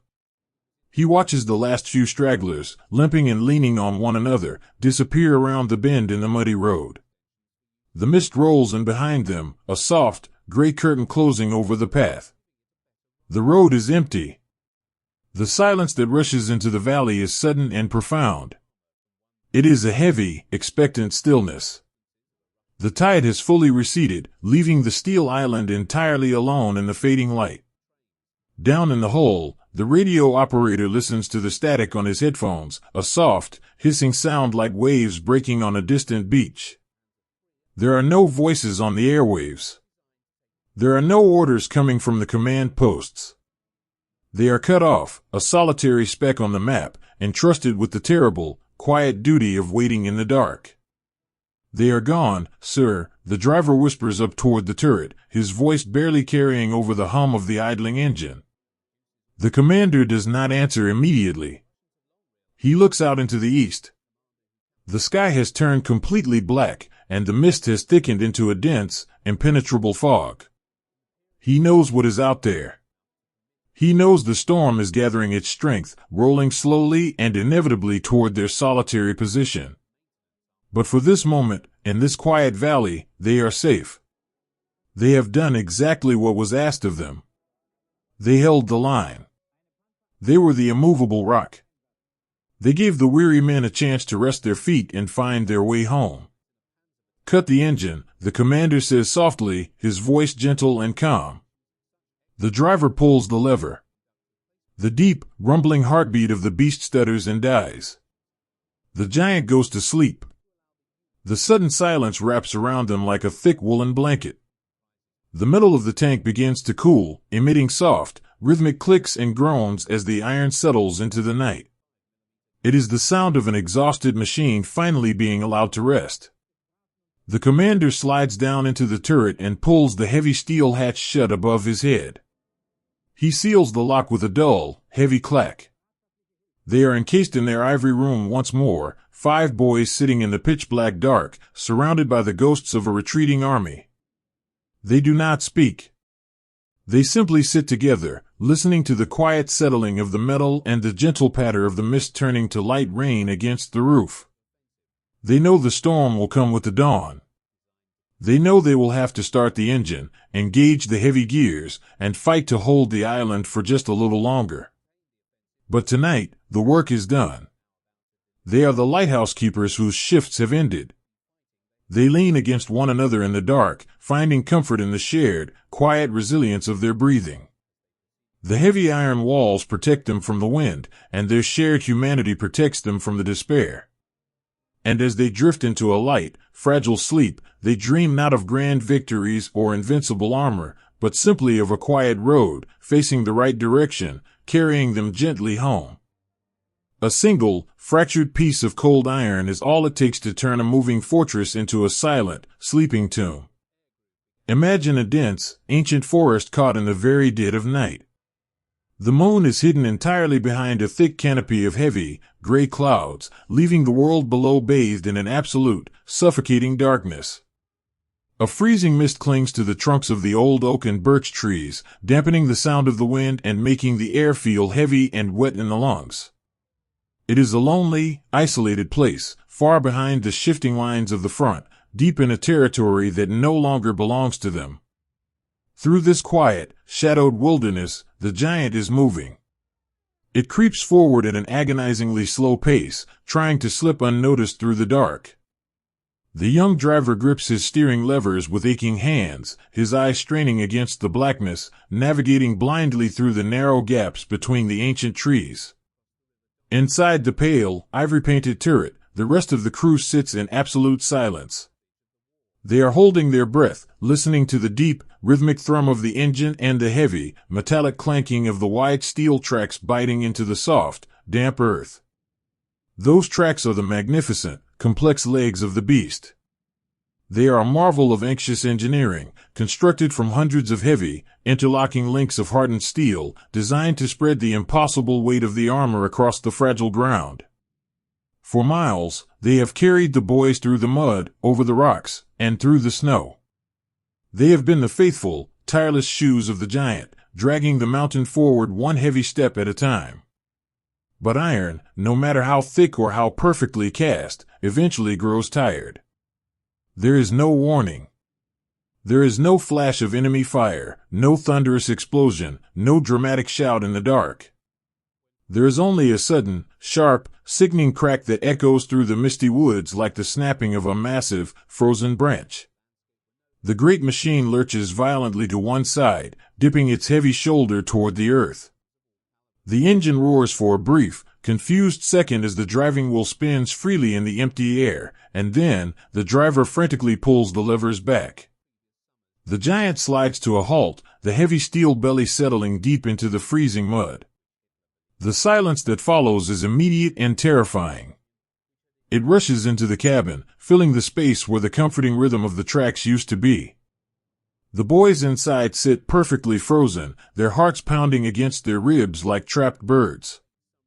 They know exactly what that sound was. They have dreaded it in their quietest, darkest moments.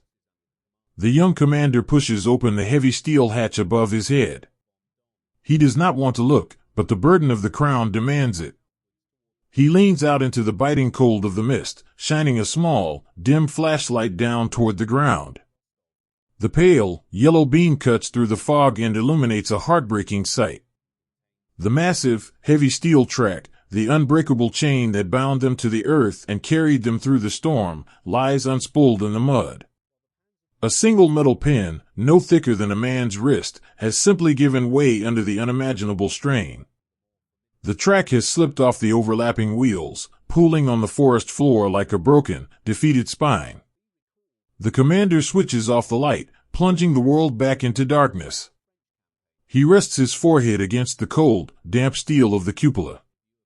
This is the quiet betrayal of the tracks. The brilliant engineers had built a machine so incredibly heavy that it could withstand the end of the world, but in doing so, they created a beast that could not survive its own weight. If this were a smaller machine, a lighter tank, the crew might be able to step out into the mud, fetch their heavy tools, and pull the track back together.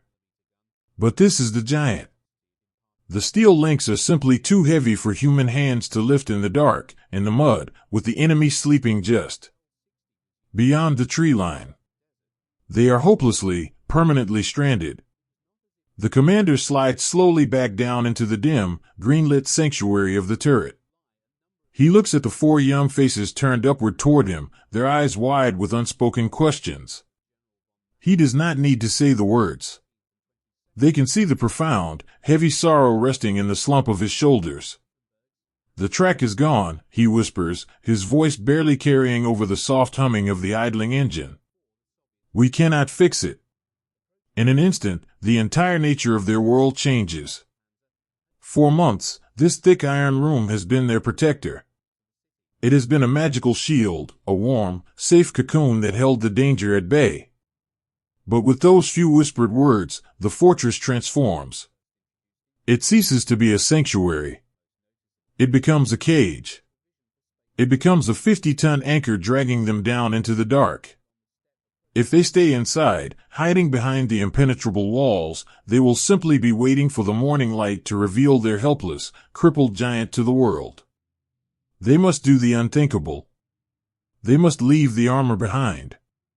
Down in the hole, the young driver rests his face against the padded rim of his vision block.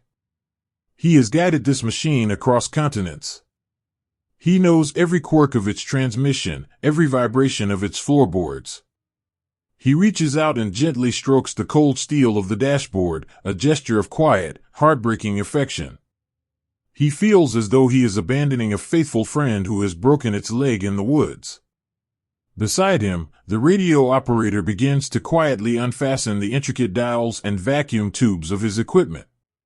He must break the radios so they cannot be used, but his hands move with a profound, gentle reluctance. He pauses, reaching into the pocket of his tunic, and pulls out a small, lined notebook. He sits in the dim light, resting the book on his knee, and writes with a trembling hand. My dear sister, the pencil scratches softly in the silence. The journey of our great machine has ended tonight. We are deep in a dark forest, and the iron shoes of the giant have broken. I always believed that as long as I was inside these thick walls, I would be safe from the world. But the steel is so heavy, and the earth is so soft. We have to walk now. We have to open the hatches and step out into the night, leaving our protector behind. He stops to wipe a smudge of grease from the paper, taking a slow, shaky breath. I am afraid of the dark, he continues, his handwriting growing smaller. I am afraid of the quiet woods without the roar of the engine to keep me company. But I look at the boys around me, and I see that they are just as frightened. We will hold on to each other. The giant cannot carry us anymore, so we must carry ourselves. Please, keep me in your heart tonight. I will be walking toward you. He tears the page carefully from the notebook, folds it, and places it inside his heavy woolen coat.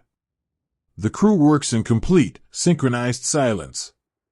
They move through the cramped, ivory-painted spaces with the deliberate, slow grace of mourners. They gather their thin canvas rucksacks, packing only what they can carry, a few canteens of water, a handful of hard biscuits, their winter coats, and the precious, folded letters from home. The gunner removes the firing mechanism from the massive main gun, rendering the terrifying weapon completely silent and harmless. He wraps the small piece of metal in an oily rag and drops it deep into his bag. It is a quiet, bloodless surrender. "It is time," the commander whispers. He cuts the engine. The deep, rumbling heartbeat stutters and dies, and the sudden, total silence of the forest rushes in to fill the void. The metal begins to click and groan softly as it cools, the last fading sighs of the beast settling into its final rest. One by one, the boys climb up through the heavy steel hatches. They step out into the freezing, misty night and drop softly to the damp earth. The ground feels strange beneath their boots, uneven and terribly vulnerable. Without the thick walls of the tank around them, the world feels impossibly vast and overwhelmingly close. The wind bites at their cheeks, no longer stopped by the sloped armor. They stand together at the edge of the trees, looking back at the machine. It is completely swallowed by the shadows, just a massive, dark silhouette resting unevenly in the mud. It looks impossibly lonely. The tracks that betrayed it lie tangled in the roots, already beginning to sink beneath the wet fallen leaves. The machine will never move again. It will sit in this silent forest as the seasons change, as the snow falls and the summer vines creep up its cold steel flanks, returning slowly, inevitably, to the earth that broke it. The young loader shivers, pulling his thin collar up around his neck. He looks terrified, staring into the impenetrable blackness of the trees they must navigate. The driver, standing beside him, reaches out. He does not say a word, but he gently takes the end of his own thick, knitted woolen scarf and unwraps it from his neck. He steps close to the young loader and wraps the warm wool securely around the boy's trembling shoulders, tucking the ends deep into his coat. It is a small, everyday heroism. In the face of the vast, terrifying dark, this simple act of sharing warmth is far more powerful than the 50 tons of iron they just left behind. The loader looks up, a faint, deeply grateful smile touching his lips in the dark, and nods. "Stay close," the commander says softly, his voice a gentle, steady anchor in the mist. "Follow my footsteps." They turn away from the silent tomb of their giant and begin to walk. They move single file, a line of quiet, fragile shadows stepping carefully over the twisted roots and the damp earth. They do not have armor anymore. They do not have an invincible myth to hide behind. They have only the canvas bags on their backs, the letters in their pockets, and the quiet, stubborn resilience of their own beating hearts. The forest swallows them entirely. Their footsteps make no sound on the wet leaves. Behind them, the broken giant fades into the mist, a monument to a dream that was too heavy to carry. But the boys keep walking, moving step by step through the freezing night, holding onto the gentle, unseen threads of hope and humanity that will guide them the long, dark way home. To see the end of the world through a window no wider than your own two eyes is a very heavy, lonely burden to bear. Imagine a space completely encased in thick, impenetrable iron. The world inside is dim, painted in a soft, calming ivory, lit only by the faint, luminous green glow of the instrument dials and the small indicator lamps. It smells of warm engine oil, old leather seats, damp wool, and the familiar, comforting scent of your closest friends. You are safe in this dark, heavy cocoon. The armor wraps around you like a massive, unyielding blanket. But you cannot simply close your eyes and hide in the dark. You must look outside. And your only connection to the vast, sweeping tragedy of the earth is a narrow slit of thick, leaded glass. Down in the deep, cramped belly of the machine, the young driver sits hunched over his steering levers. He is just a boy, someone who, in another life, should be leaning his head against the window of a train, watching the gentle green hills of the countryside roll peacefully by. Instead, he rests his forehead against the cold, padded rim of his vision block. The glass in front of him is incredibly thick, layered and hardened, designed to stop the fury of the world from reaching his fragile skin. But it also distorts the pale winter light just a little, giving the landscape outside a strange, muted, dreamlike quality. Through this tiny rectangle, he watches the long retreat. The world is framed and confined by the heavy iron slit. He sees the thick, dark mud churning endlessly beneath his own massive tracks. He sees the discarded helmets, the broken wooden carts, the scattered remnants of a life left behind in the snow. Most heartbreaking of all, he sees the exhausted infantry. They walk slowly past his vision, blocked like gray ghosts caught in a slow-moving river, their heads bowed against the freezing wind, leaning heavily on one another. He wants so desperately to look away. He wants to reach up, pull the heavy steel shutter closed, and sit in the absolute, silent dark. He wants to retreat deep into his mind, where it is quiet and safe. But he cannot. He must steer the giant. He must keep his eyes open. He must bear witness to every painful step of the journey, absorbing the sorrow of the retreating army through a window no larger than a postcard. Up in the turret, the gunner sits with his eye pressed firmly against the soft rubber cup of his optic sight. The optics are magnificent, a marvel of flawless, polished crystal that brings the far-off horizon intimately, sometimes painfully, close. In the early days, when the world seemed simple and victory felt certain, this clarity was a gift. But in these final, fading days of the winter, the sharp focus is a heavy curse. The lenses do not just show the silhouettes of the enemy. They show the intricate details of a broken world. They show the burning barns, the roofs caving in amid showers of golden sparks. They show the abandoned farmhouses with their doors swinging open in the wind, and the gentle, rolling fields deeply scarred by black craters. When the gunner looks through his sight, the thin, black crosshairs divide his vision into perfect, mathematical quarters. It is an illusion of order in a world that no longer makes any sense. He watches a small village burning in the distance, the thick smoke curling up into the gray winter sky like a silent plea. As he watches the flames dance through his magnified lenses, he remembers his own grandmother's hearth. He remembers the way the wood smoke used to rise from the stone chimney on a cold Sunday morning, smelling of roasting apples, baking bread, and warm milk. A single tear slips free. It traces a hot, quiet path through the dark soot on his cheek, coming to rest against the cold rubber of the eyepiece. He does not wipe it away. He does not make a sound. He simply keeps watching, holding the profound sorrow deep in his chest, making sure it does not spill out into the quiet cabin to frighten the other boys. The deepest heartache comes not from the distant fires, but from the quiet shapes resting by the side of the road. As the giant rumbles slowly down a narrow, frosted country lane, the driver sees a massive, dark silhouette looming in the trees ahead.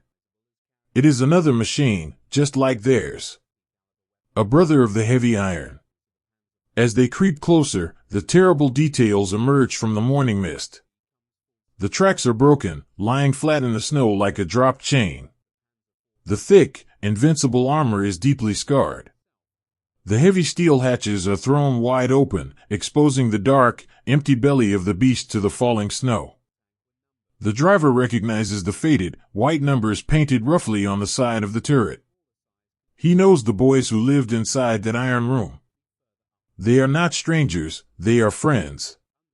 He remembers sharing a tin of watered-down coffee with them just a week ago, shivering by a small fire, laughing quietly about a joke that didn't really make sense, finding immense, simple joy just in being alive and together. The driver's hands tremble on the cold steering levers. He instinctively slows the engine, dropping the gears so the deep hum turns into a low, mournful rumble that feels like a dirge played by a cathedral organ. He wants to stop. He wants to pull the heavy levers back, climb out into the freezing, biting air, and call their names into the silent woods.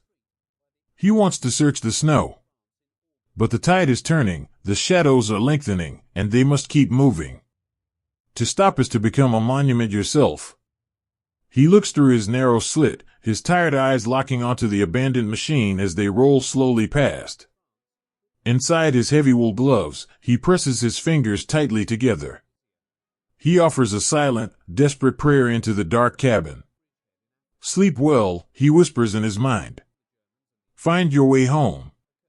Walk through the snow and find your way back to the warm hearths." The radio operator, sitting in the deep shadows just beside the driver, sees the subtle trembling of his friend's shoulders. He knows what the driver is seeing through the glass. He takes his heavy leather headset off, letting it rest gently around his neck. The airwaves are filled with static anyway. He reaches out with a gentle, calloused hand and rests it firmly on the driver's shoulder. It is a touch that says everything the thick iron walls cannot. It says, "I see it too. I am with you. You do not have to carry this grief alone." The driver leans his cheek, just for a fraction of a second, against the rough wool of the radio operator's sleeve. It is a tiny, fragile moment of profound love and shared humanity in a world that feels completely devoid of both. Later, when the sun finally dips below the horizon and paints the sky in bruised shades of purple and charcoal, the giant is allowed to rest. They hide the machine in the shelter of a ruined stone barn. The engine is silenced, ticking softly, rhythmically, as the massive metal block begins to cool in the winter air.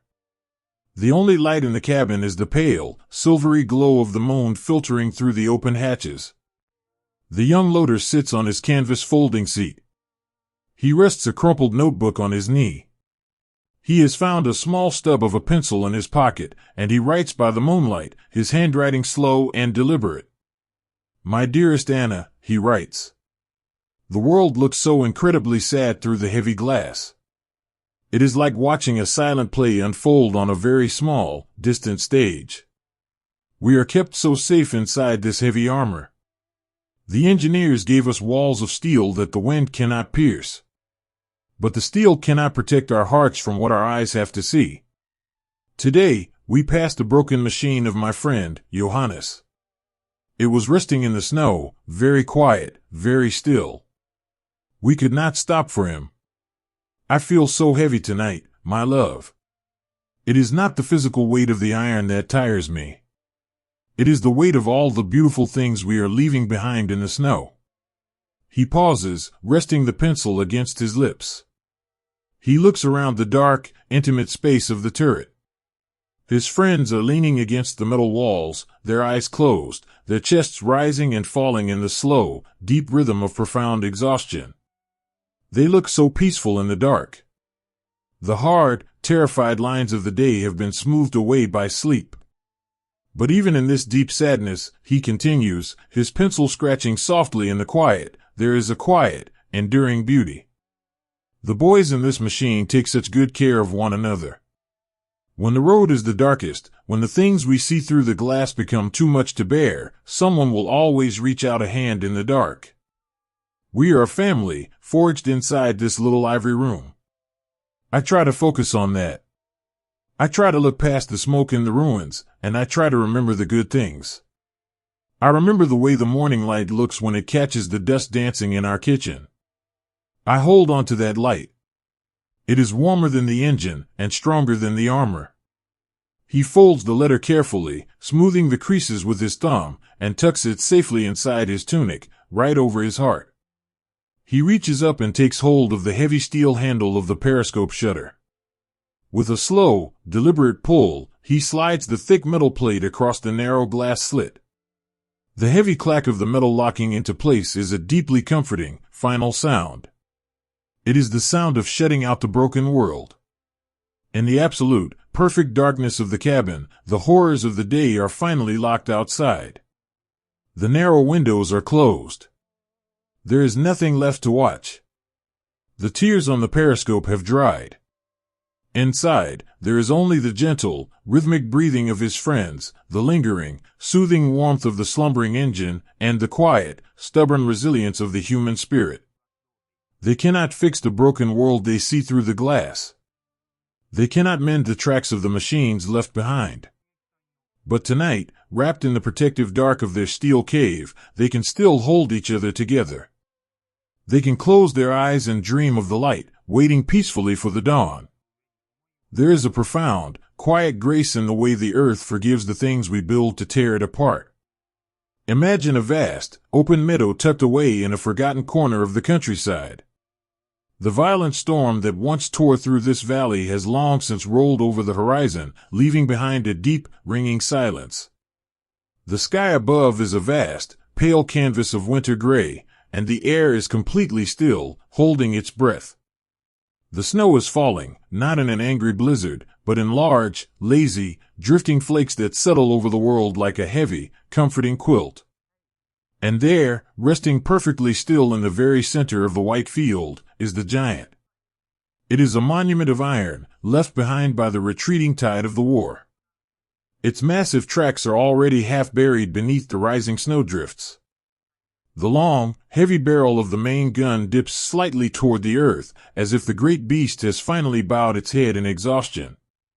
The heavy steel hatches on the turret are thrown wide open, catching the falling snow, an undeniable sign that the masters of this machine have abandoned their iron castle. If you were to walk across the quiet meadow, your boots crunching softly in the fresh snow, and stand beside this magnificent, broken thing, you would feel an overwhelming sense of peace. The machine that was designed to shake the earth is now completely conquered by the silence. It does not look terrifying anymore. Stripped of the roaring engine, the smell of hot diesel, and the desperate, frantic energy of the boys who lived inside it, the giant is simply a very large, very heavy piece of the landscape. It is returning to the earth. Let us look inside the open hatch.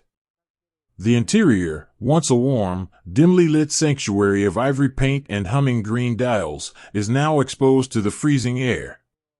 The snow drifts down through the opening, settling gently on the cracked leather of the commander's seat. It dusts the cold, intricate gears of the gun breech and gathers on the dark, lifeless glass of the periscopes. But even in this freezing, empty tomb, the ghosts of the young men remain. The human trace is everywhere, speaking softly of the lives that were sheltered here. Tucked into a small, narrow crevice between a metal storage bin and the cold steel wall, there is a pair of heavy woolen mittens. They are worn thin at the palms, shaped perfectly to the curve of a boy's hands who spent hundreds of hours gripping heavy levers. On the floorboards, half covered by a drift of snow, lies a battered tin cup. If you look closely at the rim, you can see the faint, dark smudge of soot where a young driver pressed his lips to drink watered-down coffee in the dead of night. And there, resting on the flat metal ledge beneath the radio operator's station, is a piece of paper. It is held in place by a small, heavy wrench. It is a letter, unfinished and left behind in the final, desperate moments before the crew walked away into the dark. The ink is slightly blurred by a single snowflake that melted against the page, but the handwriting is still visible. It is small, hurried, and deeply honest. My darling, the letter reads. The engine has stopped, and it will not start again. We are leaving the machine. I am leaving this letter here because my rucksack is too heavy, and I must walk a very long way in the snow. I want to leave my fear behind in this iron box. The walls that kept us safe have become too heavy to carry. When we step out into the cold, we will be just men again. We will have no armor. But as I look at the open hatch, I feel a strange, beautiful relief. The war is over for this giant. It will sleep here forever. And I will walk until I find you. Do not worry for me. The machine is dead, but we are alive. The boy who wrote those words is long gone, his footprints stretching away across the meadow, slowly being filled by the falling snow, washing his path clean. He left the myth of the invincible armor behind him, trading 50 tons of steel for the fragile, beautiful hope of walking home. As the deep winter settles over the countryside, the tank becomes a true monument of snow. The harsh, unnatural angles of the heavy armor plates are softened and rounded by the frost. The machine looks like a natural hill, a gentle mound rising from the flat meadow. The wind whistles through the intricate, overlapping road wheels, playing a soft, haunting tune on the cold iron.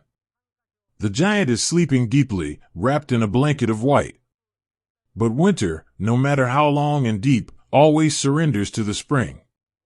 When the Earth finally tilts back toward the sun, the snow on the thick armor begins to melt. It turns to water, dripping slowly, rhythmically, from the end of the long gun barrel and the sloping edges of the hull. And as the water meets the bare, scarred iron where the camouflage paint has chipped away, a slow, beautiful alchemy begins. The machine begins to rust. It is not a violent decay. It is a slow, quiet blossoming. The bright, angry silver of the scratched steel gives way to a vibrant, textured landscape of burnt orange, deep amber, and rich, earthy brown. The rust spreads across the heavy glassy plate like a map of a new, unexplored world. It is the earth gently reaching out, placing its hands upon the metal, and whispering, "You came from the ground, and now you will return to it." The rust softens the giant. It strips away the intimidating military gray and paints the machine in the warm, organic colors of autumn leaves and damp clay. With the spring thaw comes the return of life. The bocage and the forests that surround the meadow burst into brilliant, vibrant green. And the natural world, completely indifferent to the history of the Iron Beast, begins to claim it as its own. A creeping vine of wild ivy finds the edge of the broken track. Slowly, patiently, over weeks and months, it weaves its way up the heavy metal links. It wraps its delicate, bright green tendrils around the cold steel pins, pulling itself higher, eventually draping across the front of the hull like a victory garland. Moss, thick and velvet soft, begins to grow in the shadowy, damp spaces beneath the fenders and in the deep crevices of the engine deck. One quiet morning, a small brown sparrow lands lightly on the very tip of the massive muzzle brake. It tilts its head, looking down the long, dark tunnel of the barrel. It does not see a weapon designed to shatter cities. It sees a hollow, safe space, protected from the wind and the rain. The sparrow flies away, returning a few moments later with a dry twig in its beak. Day by day, the tiny, fragile bird builds a nest deep inside the cold iron mouth of the gun. She lines it with soft grass, bits of sheep's wool gathered from the hedges, and fallen leaves. Soon, there are 4 pale blue eggs resting perfectly safe inside the belly of the beast. It is a breathtaking, poetic irony. The ultimate instrument of destruction has been repurposed by the earth into a cradle for the smallest, most delicate of lives. As the years begin to quietly slip by, the abandoned giants dotting the European countryside become fixtures of the landscape. They are stranded on beaches, sunken in swamps, and resting in the corners of quiet orchards. Imagine an old farmer walking out into his fields in the early dawn, leading his heavy draft horse by the bridle. The morning mist is rising from the damp soil, smelling of crushed clover and wet stones. In the center of his pasture, surrounded by knee-high grass and wildflowers, sits one of the rusted monuments. When the machine first appeared there, left behind in the chaos of a retreating army, the farmer had been terrified of it. He had kept his distance, looking at the dark silhouette with a deep, lingering dread. It was an unwelcome intruder, a piece of the violent world that had crushed his crops and shattered his peace. But time is the great healer. As the farmer watched the snow bury the tank, and the rust bloom on its armor, and the wildflowers grow tall around its tracks, his fears slowly dissolved. The machine lost its power. It became nothing more than a very large, incredibly heavy rock. Now, the farmer walks right up to the massive, rusted hull. He unclips the heavy leather lid from his horse and casually loops it over the towing hook welded to the front of the tank. The horse snorts, dropping its head to graze on the sweet, tall grass growing up through the gaps in the metal tracks. The farmer leans his tired back against the sloped armor. The iron, warmed by the rising morning sun, radiates a deep, soothing heat into his aching muscles. He pulls a small tin of tobacco from his pocket and rolls a cigarette, striking a match against the rusted steel. He looks out over his field, completely at peace. He does not think of the drafting boards, or the foundries, or the terrifying roar of the engine. He just thinks of the harvest. He thinks of the rain. He has accepted the giant into his world, a silent, sleeping guardian of his pasture. Later in the afternoon, the farmer's grandchildren run out into the field. They are too young to remember the storm. To them, the massive, rusted machine is not a weapon of war, it is the greatest playground in the world. They scramble up the sloped front of the hull, their small shoes finding footholds on the rusted towing cables and the massive, overlapping road wheels. They laugh, their voices bright and clear, echoing across the quiet meadow. They climb to the very top of the turret and sit on the edge of the open commander's cupola, swinging their legs over the side. They drop small pebbles down into the dark, empty cabin, listening to them ping softly against the floorboards. One little girl, her hair braided with wild daisies, runs her hand along the rough, textured surface of the rust. She feels the warmth of the sun baked into the iron. She peers into a vision slit, seeing only a tiny, framed picture of the blue sky on the other side. She is entirely safe. The heavy armor, designed to protect soldiers from a world of fire, is now protecting a child from nothing more than a scraped knee as she slides down the smooth, rusted barrel of the gun. This is the final, beautiful chapter of the myth. The engineers who dreamed of this machine wanted to build something immortal. They wanted to create a titan of steel that would stand forever, unbending and unbroken. But they forgot that immortality does not belong to the things we forge in fire. It belongs to the earth. The earth does not fight the giant. It simply embraces it. It covers the cold iron with snow. It paints the steel with rust. It wraps the tracks in vines and fills the empty chambers with the songs of nesting birds. The monuments of rust and snow stand silently across the continent, slowly fading into the scenery. They are melancholic, yes, because they hold the echoes of so much fear, so much effort, and so many young lives profoundly changed. But they are also deeply comforting.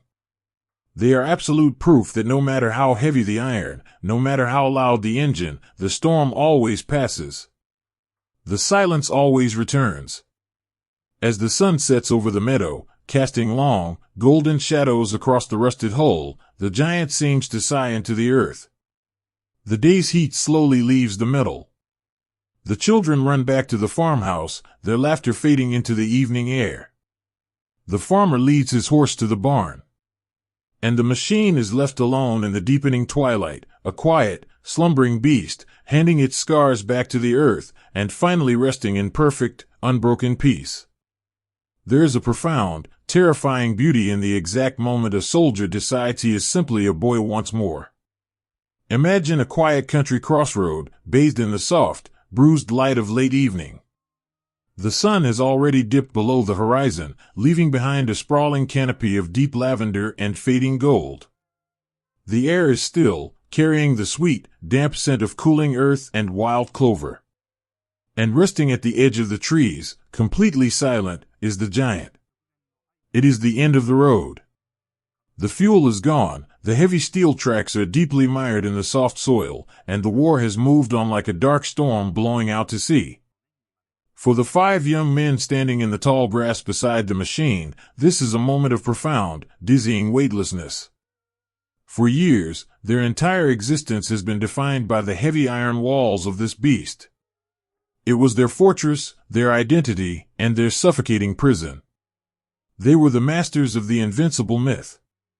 But as they look at the silent, cooling metal in the twilight, the myth simply dissolves into the evening air. The machine cannot take another step. It cannot offer them another ounce of protection. To survive now, they must do something that feels impossibly vulnerable. They must shed their armor. Watch the young commander. He stands by the massive, overlapping road wheels, looking down at his own hands. He is wearing the heavy, black woolen tunic of the armored crews. It is a garment designed to command respect, to look sharp and intimidating. But right now, it just feels like a terrible, heavy burden. It feels like a target. Slowly, with trembling fingers, he begins to unbutton the tunic. The fabric is stiff with dried sweat, pale dust, and engine grease.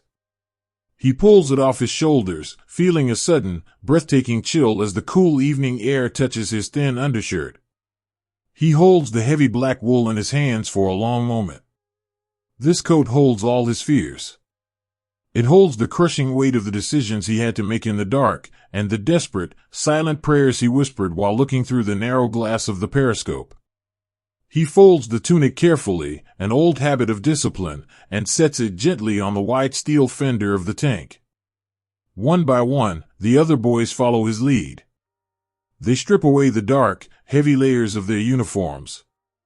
They leave their heavy leather belts, their headsets, and their steel helmets resting on the cold iron. It is a quiet, bloodless surrender. They are peeling away the layers of the war, leaving the soldiers behind on the rusted tracks, and stepping out into the grass as nothing more than weary, frightened young men.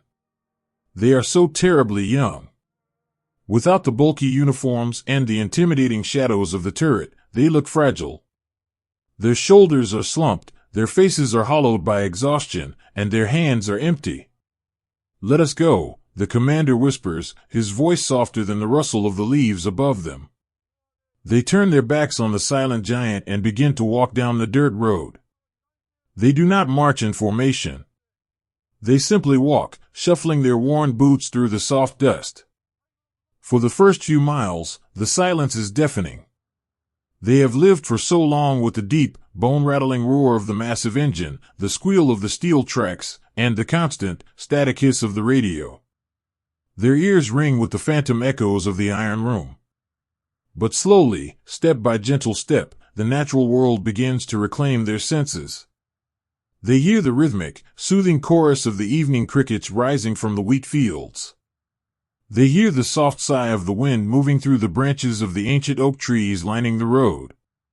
They feel the soft, yielding earth beneath their feet, a miraculous sensation after months of standing on hard, vibrating steel floorboards. The earth does not shake. It does not demand fuel or require desperate repairs in the freezing dark. It simply holds them, offering a quiet, steady path forward. As the twilight deepens into night, they walk through a landscape that feels like a dream. They are ghosts moving through the shadows, holding onto each other's presence for comfort. Sometime near midnight, they come across a small, solitary farmhouse set back from the road. There are no lights in the windows. The world is asleep. But in the courtyard, bathed in the pale, silvery light of the moon, stands an old iron water pump. The boys stop at the edge of the wooden fence, hesitating. They have spent years rolling through foreign lands as conquerors behind thick walls of steel. They are used to being feared, to seeing doors locked and curtains drawn tightly shut as their mighty engines roared past. They feel the lingering shame of the uniforms they left behind, wondering if the people of this land will look at them with anger in the dark. But thirst is a powerful, undeniable thing. The young loader, his throat parched and raw, slowly pushes the wooden gate open. It creaks softly in the night. He walks to the pump and grasps the heavy iron handle. He pushes it down, and with a deep, groaning sigh, a stream of crystal-clear water spills from the spout, splashing over the smooth stones below. The other boys follow him into the courtyard. They gather around the well like weary pilgrims. They do not have their tin cups anymore. They cup their bare hands together, letting the freezing, sweet water pool in their palms, and bring it to their faces. The water tastes of deep earth, of minerals, of absolute purity. They drink greedily, the water spilling down their chins and soaking the collars of their thin shirts. It is a baptism in the moonlight. It washes away the bitter taste of the cordite and the stale, suffocating air of the tank's cabin. Suddenly, a soft sound comes from the shadow of the farmhouse porch. The boys freeze, their wet hands hovering near their faces. An old woman steps slowly into the moonlight. She is wrapped in a thick, woolen shawl, her face lined with the deep, quiet sorrows of a long life. She looks at the 5 young men standing by her well. The young commander lowers his hands, his heart hammering in his chest. He waits for the anger. He waits to be told to leave, to be chased back into the dark woods. But the old woman does not shout. She does not see the masters of the terrifying Tiger tank. She does not see an enemy army. She looks at their thin, trembling shoulders, their dirt-streaked faces, and their wide, frightened eyes. She sees hungry, exhausted children who are terribly far from their mothers. Without saying a single word, she walks slowly to a wooden bench by the door. She picks up a small, woven basket covered with a linen cloth and carries it to the pump. She sets it on the edge of the stone trough and pulls back the cloth. Inside are half a loaf of dark, crusty bread and a few small, wrinkled apples. She looks at the commander, gives a single, gentle nod, and then turns and walks back into the dark farmhouse, closing the door softly behind her. The boys stand in the moonlight, staring at the basket. It is a moment of such profound, unexpected grace that it brings a lump to the driver's throat. In a world that has spent years tearing itself apart with iron and fire, this tiny, silent act of sharing a piece of bread is a breathtaking miracle. It is the restoration of their humanity. They sit together on the cold stones around the well, breaking the bread in absolute silence, tasting the sweet, crisp flesh of the apples. They are no longer soldiers. They are just guests in the quiet night, forgiven by the gentle mercy of a stranger. When they finish, they wash their faces in the cool water, leaving the basket neatly on the bench, and walk back out to the road. The night air is growing cold, but they do not mind. They are moving with a newfound lightness. The invisible, crushing weight of the myth has finally fallen away from their shoulders. As they walk, the radio operator reaches into the pocket of his trousers. His fingers brush against a folded piece of paper. It is the last letter he wrote, composed days ago in the dim, green light of the turret, when he believed the thick walls of the machine were his only hope of survival. He pulls it out and holds it in his hands as he walks. He remembers the words he wrote. He remembers the fear and the desperate longing for his family's warm kitchen. But as he looks up at the vast, sprawling canopy of stars stretching infinitely above him, a peaceful realization washes over his weary mind. He does not need to send the letter. He does not need a supply line or a postal truck to carry his words across the broken continent. The Iron Fortress could not bring him home, but his own 2 feet are doing it now. He is the letter. He is carrying his own beating heart back to the people who love him. With a soft, peaceful smile, he begins to tear the paper. He tears it into halves, then quarters, then tiny, jagged pieces. He opens his hand and lets the winter wind catch the scraps of paper.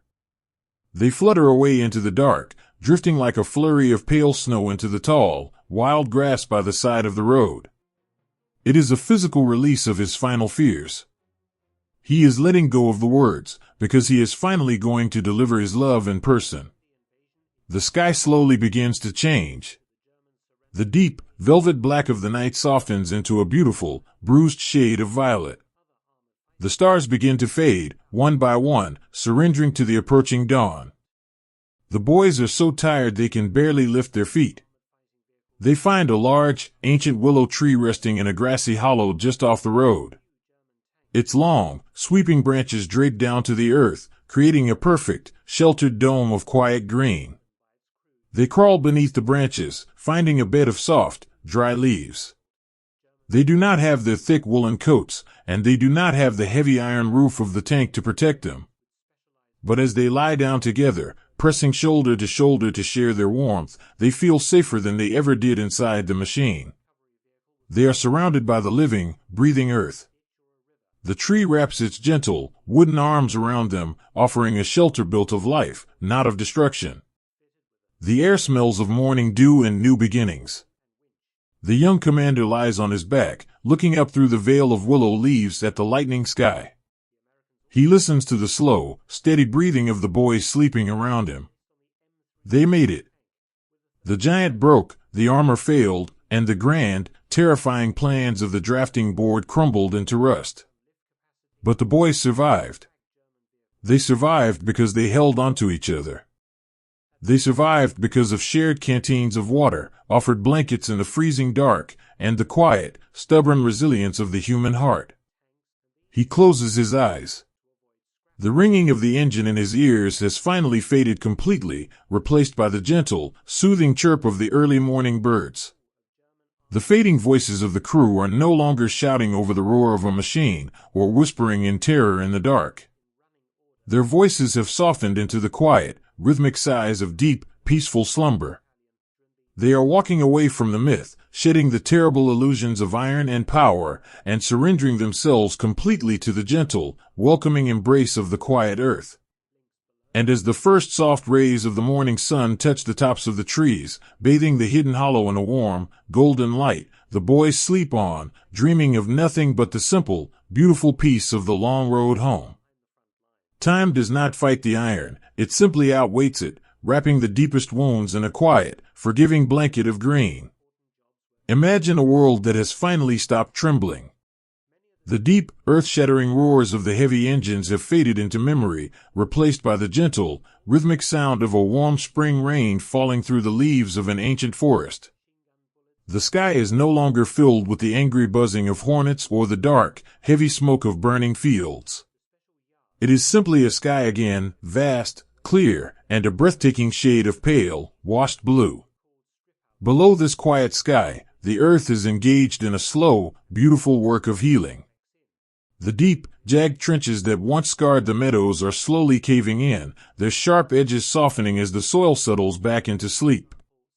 The craters left behind by the storm have filled with clear rainwater, becoming small, still ponds where dragonflies rest and the stars are reflected in the dark. And resting in the center of this quiet resurrection are the giants. They were built to be the immovable lords of the landscape, towering fortresses of thick steel that nothing could touch. But the men who drew their perfect, aggressive lines on the drafting boards never understood the quiet, stubborn power of a single seed carried on the wind. Walk with me through a dense, sunlit grove of silver birch trees. The air smells of damp earth, wild garlic, and the sweet, heavy perfume of blooming honeysuckle. The forest floor is a soft, vibrant carpet of new ferns. And there, half swallowed by the shadows and the creeping vines, sits the heavy iron machine. It does not look like a weapon anymore. The sharp, terrifying angles of its sloped armor have been entirely softened. The thick plates of steel, once painted in the grim, shadowed colors of war, have undergone a magnificent, silent alchemy. The rain and the air have touched the bare metal, turning it into a rich, textured canvas of burnt orange, deep umber, and vibrant rust. It looks as though the earth has reached up with muddy hands and gently pulled the beast back into the fold of nature. The wide, heavy tracks that once crushed the autumn mud are now invisible, completely buried beneath a thick, velvet layer of emerald moss. Wildflowers, tiny, brave specks of white chamomile and pale blue cornflowers, have pushed their way up through the gaps in the interlocking steel. They nod gently in the breeze, completely unafraid of the great machine. Look closely at the long, heavy barrel of the main gun. It is no longer a tool of destruction. A thick, twisting vine of wild ivy has wrapped itself around the cold iron, traveling from the earth all the way to the muzzle. The leaves are bright and full of life, creating a spiraling green ribbon that binds the weapon tightly, peacefully to the ground. Through this quiet grove, an old man is walking. He leans heavily on a wooden cane, his steps slow and deliberate. He wears a thick, knitted cardigan, and his face is mapped with the deep, quiet lines of a long life lived in peace. But decades ago, in another lifetime, he was a boy. He was the young driver who sat trembling in the dark, freezing belly of this very machine, his hands gripping the steering levers while the world fell apart around him. For years, the memory of this iron cage haunted his sleep. He remembered the suffocating smell of the diesel, the terrifying roar of the engine, and the heavy, crushing weight of the fear he carried. He remembered the night the giant's heart finally stopped, forcing him and his friends to push open the heavy hatches and walk away into the dark, leaving their youth behind in the forest. He has traveled a very long way to find this place again. He wants to look the ghost in the eye. He wants to face the terrifying beast of his youth and finally lay his heavy memories to rest. But as he steps into the clearing and sees the rusted, sleeping monument, he stops. The fear he expected to feel simply does not come. The heavy knot in his chest, a knot he has carried for half a century, slowly begins to unravel. He does not see a monster of war. He sees a tired, broken thing that the forest has gently cradled to sleep. He walks closer, his boots making no sound on the soft moss. He reaches out a weathered, trembling hand and rests his palm against the side of the rusted hull. The metal is not freezing and cruel, as he remembers it. It is warm. It has been sitting in the morning sun, soaking up the light, and it radiates a deep, soothing heat against his skin. He closes his eyes and takes a slow, shaky breath. He remembers the boys who sat beside him in the dark. He remembers the radio operator who shared his last drop of water, and the young loader who always hummed a quiet lullaby when the nights grew too frightening. He remembers the commander who gave away his only blanket. Some of those boys made it home, and some of them did not. They were all so fragile, trying to hide behind walls of steel that were never quite thick enough.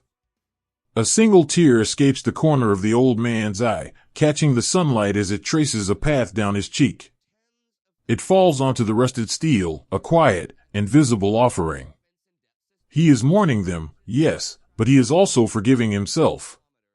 He realizes now that they were never the invincible conquerors the myth demanded them to be.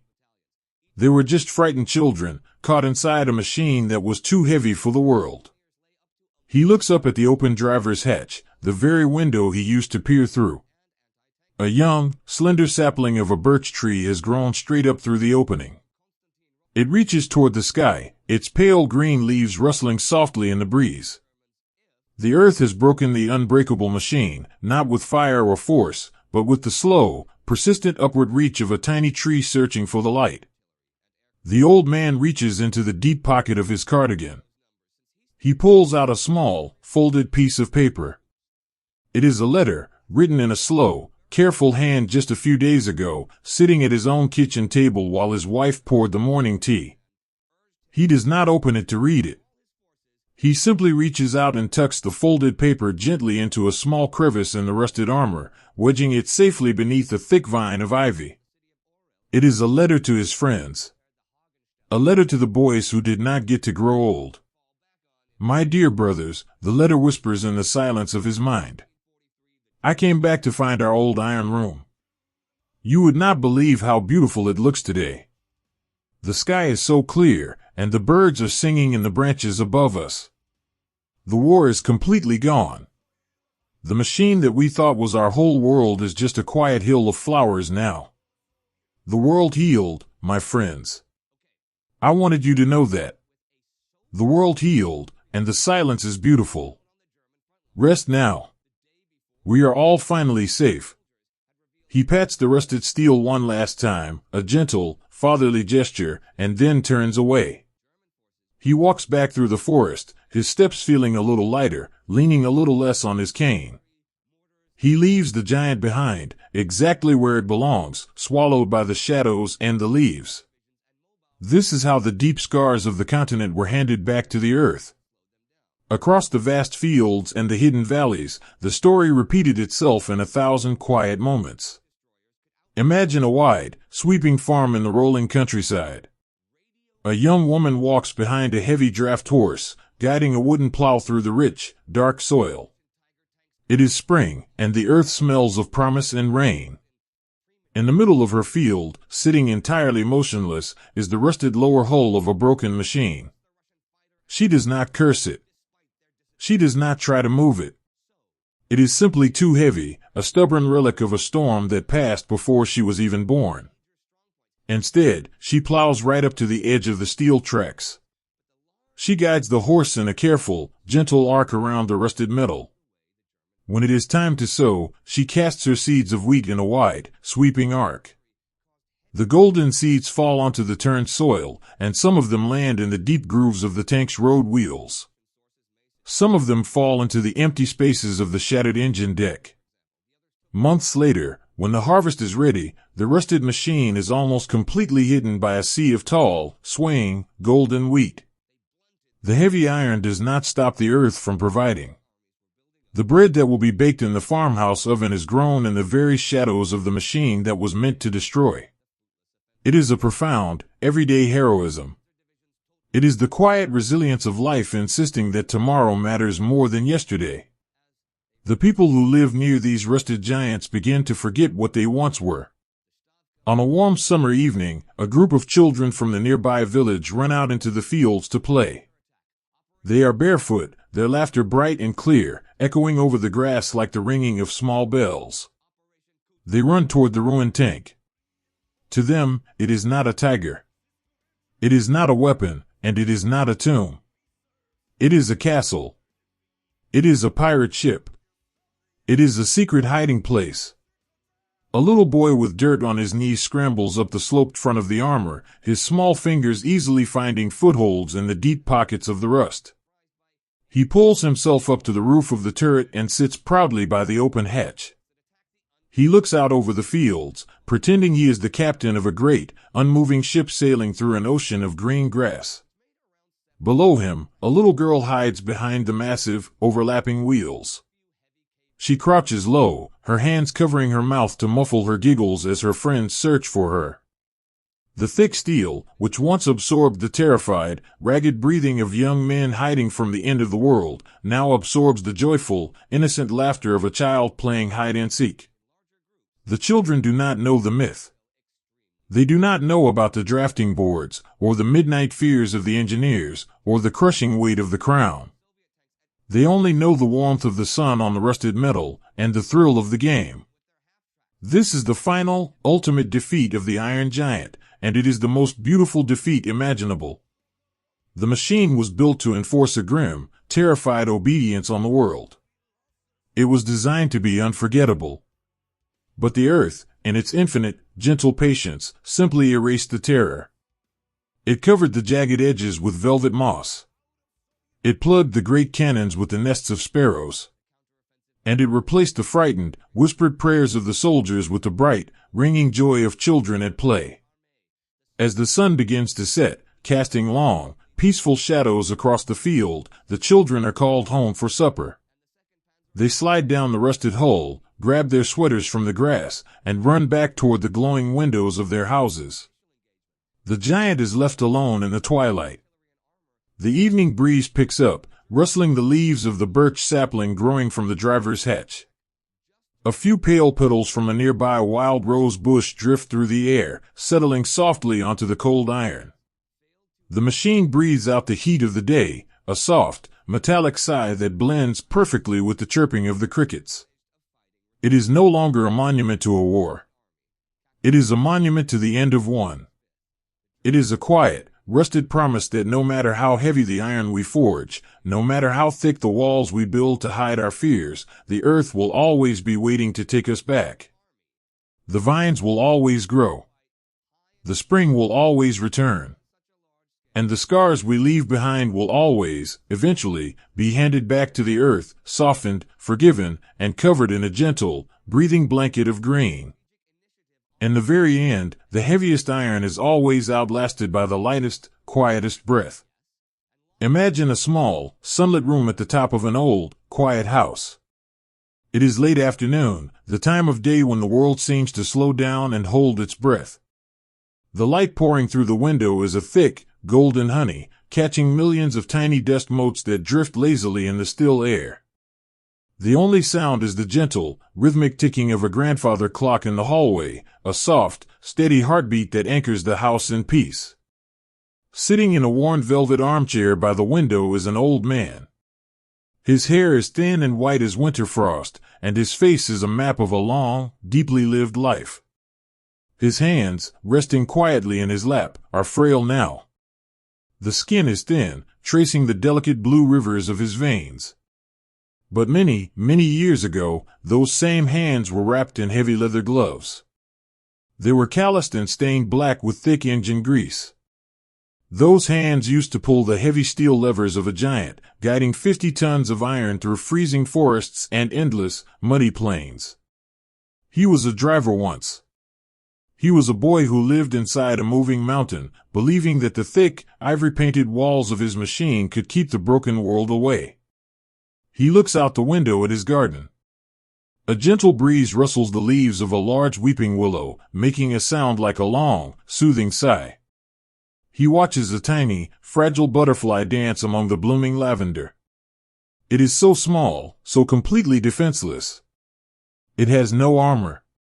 It has no heavy steel plates to deflect the dangers of the world. And yet, it flutters effortlessly in the sunlight, completely at home in the soft, breathing earth. The old man smiles, a quiet, melancholic smile, as he realizes the profound, tragic vanity of the giant he used to drive. We try so hard to build machines to save ourselves. We retreat into warm, midnight drafting rooms, leaning over large wooden tables with compasses and rulers, trying to calculate the exact mathematics of survival. We believe that if we just make the steel thick enough, if we just make the tracks wide enough, if we just build a fortress heavy enough, we can finally be safe. We pour our desperate, trembling hopes into the roaring fires of the foundries, begging the molten iron to become a shield for the boys we love. But machines do not know how to love. And iron does not know how to forgive. The giant was a beautiful, terrifying illusion. It was a masterpiece of desperate engineering, a monument to the fear of a nation trying to outrun a storm. But the very armor that was supposed to protect the boys inside became their heaviest burden. The steel was too heavy for the soft autumn mud. It was too cold for the bitter winter snow. It was too thirsty for a world that had run out of fuel. The engineers tried to build an immortal machine, but they forgot that the earth does not tolerate things that refuse to bend. The old man reaches to the small wooden table beside his chair. He opens a carved wooden box. Inside, there are no metals. There are no pieces of shrapnel or polished brass buttons. There is only a small stack of letters, tied gently with a piece of faded twine. He unties the knot. The paper is incredibly soft, worn thin by decades of being folded, unfolded, and read 1,000 times in the dark. These are the letters he wrote to his mother by the dim, green light of the instrument panel. These are the letters his friends wrote, resting their notebooks on the cold metal floorboards while the rain hammered against the roof of the turret. Think of the breathtaking resilience of this fragile paper. The 50 tons of hardened steel, the impregnable armor that was supposed to last 1,000 years, broke apart in the forests. It rusted in the fields. It sank into the swamps and was swallowed by the weeds. But these tiny, delicate sheets of paper, carrying nothing but soft pencil marks and quiet words of longing, survived. They survived because they were carried in the breast pockets of young men, held close to the warmth of beating hearts. They survived because they were not made of defiance, they were made of hope. The true sanctuary was never the machine. When the old man closes his eyes and thinks back to the freezing, pitch-black nights in the belly of the tank, he does not find comfort in the memory of the thick walls. The walls were just a cold, silent cage. The comfort, the true, unbreakable armor, was the boy sitting next to him. It was the loader who shared his last piece of stale bread. It was the radio operator who placed a steady, reassuring hand on his trembling shoulder when the horizon grew dark. It was the exhausted mechanic who stayed awake all night, his hands freezing in the snow, singing a quiet lullaby to the broken engine just so they could have one more day. It was the shared tin. Cups of warm water, the frayed woolen blankets wrapped around shivering shoulders, the whispered stories of home that kept the terror at bay. We place so much faith in the things we build, in the grand, sweeping machines of iron and fire. We want to believe that true strength is being impenetrable. We want to believe that if we can just become hard enough, nothing can ever hurt us. But the giant could not save them, because rigidity is not strength. When a storm blows through a valley, the heavy, unyielding stone is slowly worn away. The massive, rigid oak tree is uprooted and thrown to the earth. But the soft, fragile grass simply bows its head, presses itself flat against the soil, and lets the wind pass over. And when the dawn breaks, the grass stands up again. The boys inside the machines had to learn to be the grass. They had to learn the profound, terrifying courage of stepping out of the armor. The old man remembers the exact moment he left his giant behind. He remembers standing in the quiet, misty forest, looking at the broken tracks and the silent, cooling engine. He remembers the heavy, breathtaking realization that the myth was over. They had to leave the thick steel walls and walk out into the vulnerable, open night. It was the most frightening thing he had ever done. But as he shed his heavy black uniform and began to walk, feeling the soft earth beneath his boots and the cool night air on his face, he realized something beautiful. He was not walking toward his end, he was walking back to his humanity. He was leaving the machine to die in the woods so that he could finally live. He walked for weeks. He walked through ruined villages and silent fields. And everywhere he went, he saw the same quiet miracle. He saw the earth, broken and scarred by the iron beasts, slowly beginning to heal. He saw farmers planting seeds in the craters. He saw women hanging white sheets on the line in the spring breeze. He saw people who had lost everything, quietly, stubbornly rebuilding their lives with nothing but their bare hands and their gentle, unbreakable resolve. That is the true resilience of the world. It is not found in the roar of a heavy engine. It is found in the quiet, daily heroism of simply carrying on. It is found in the hands that sweep the dust from the hearth, the hands that light the lantern in the window, the hands that hold a child and promise that the morning will come. Far away, across the continent, the rusted monuments of the giants are still sleeping. They sit in the deep, shaded corners of the bocage and the wide, open plains of the steppes. They are completely silent now. The vibrant, terrifying paint has long been washed away by the rain, replaced by the soft, earthy colors of rust and moss. The heavy iron hatches are permanently open, inviting the world inside. If you were to stand beside one of these sleeping beasts today, you would not feel fear. You would just feel a deep, settling peace. The wind blows across the fields, a gentle, sweeping breeze that moves the tall grass in long, golden waves. It reaches the rusted machine and slips smoothly through the open vision slits. It whispers down the long, hollow barrel of the main gun. It circles the empty ivory room where the boys used to sit in the dark. The wind does not make a harsh, metallic sound. It makes a soft, hushing noise, like a mother calming a restless child in the middle of the night. Shush, the wind says to the iron. Rest now. The storm is over. You do not have to be heavy anymore. The machine cannot answer. It just sits heavily in the earth, slowly surrendering its iron back to the soil, century by century, year by quiet year. It is a fading ghost, a memory of a time when we forgot that the world is too beautiful and too fragile to be conquered by steel. The old man in the sunlit room ties the piece of twine back around his letters. He places them gently into the wooden box and closes the lid with a soft, final click. He looks back out the window. The afternoon is giving way to the early evening. The golden light is turning to a soft, bruised lavender. In the garden below, his granddaughter is running across the lawn. She is laughing, a bright, clear sound that rises up to his open window like a joyful song. She trips, tumbling softly into the grass, but she does not cry. She simply sits up, brushes the dirt from her knees, and runs again, chasing the fireflies that are just beginning to wake in the twilight. She is so fragile. And yet, she is so incredibly strong. She holds the future in her small, unarmored hands. The old man leans his head back against the soft velvet of his chair and closes his eyes. He listens to the laughter in the garden. He listens to the ticking of the clock. He listens to his own slow, steady breathing.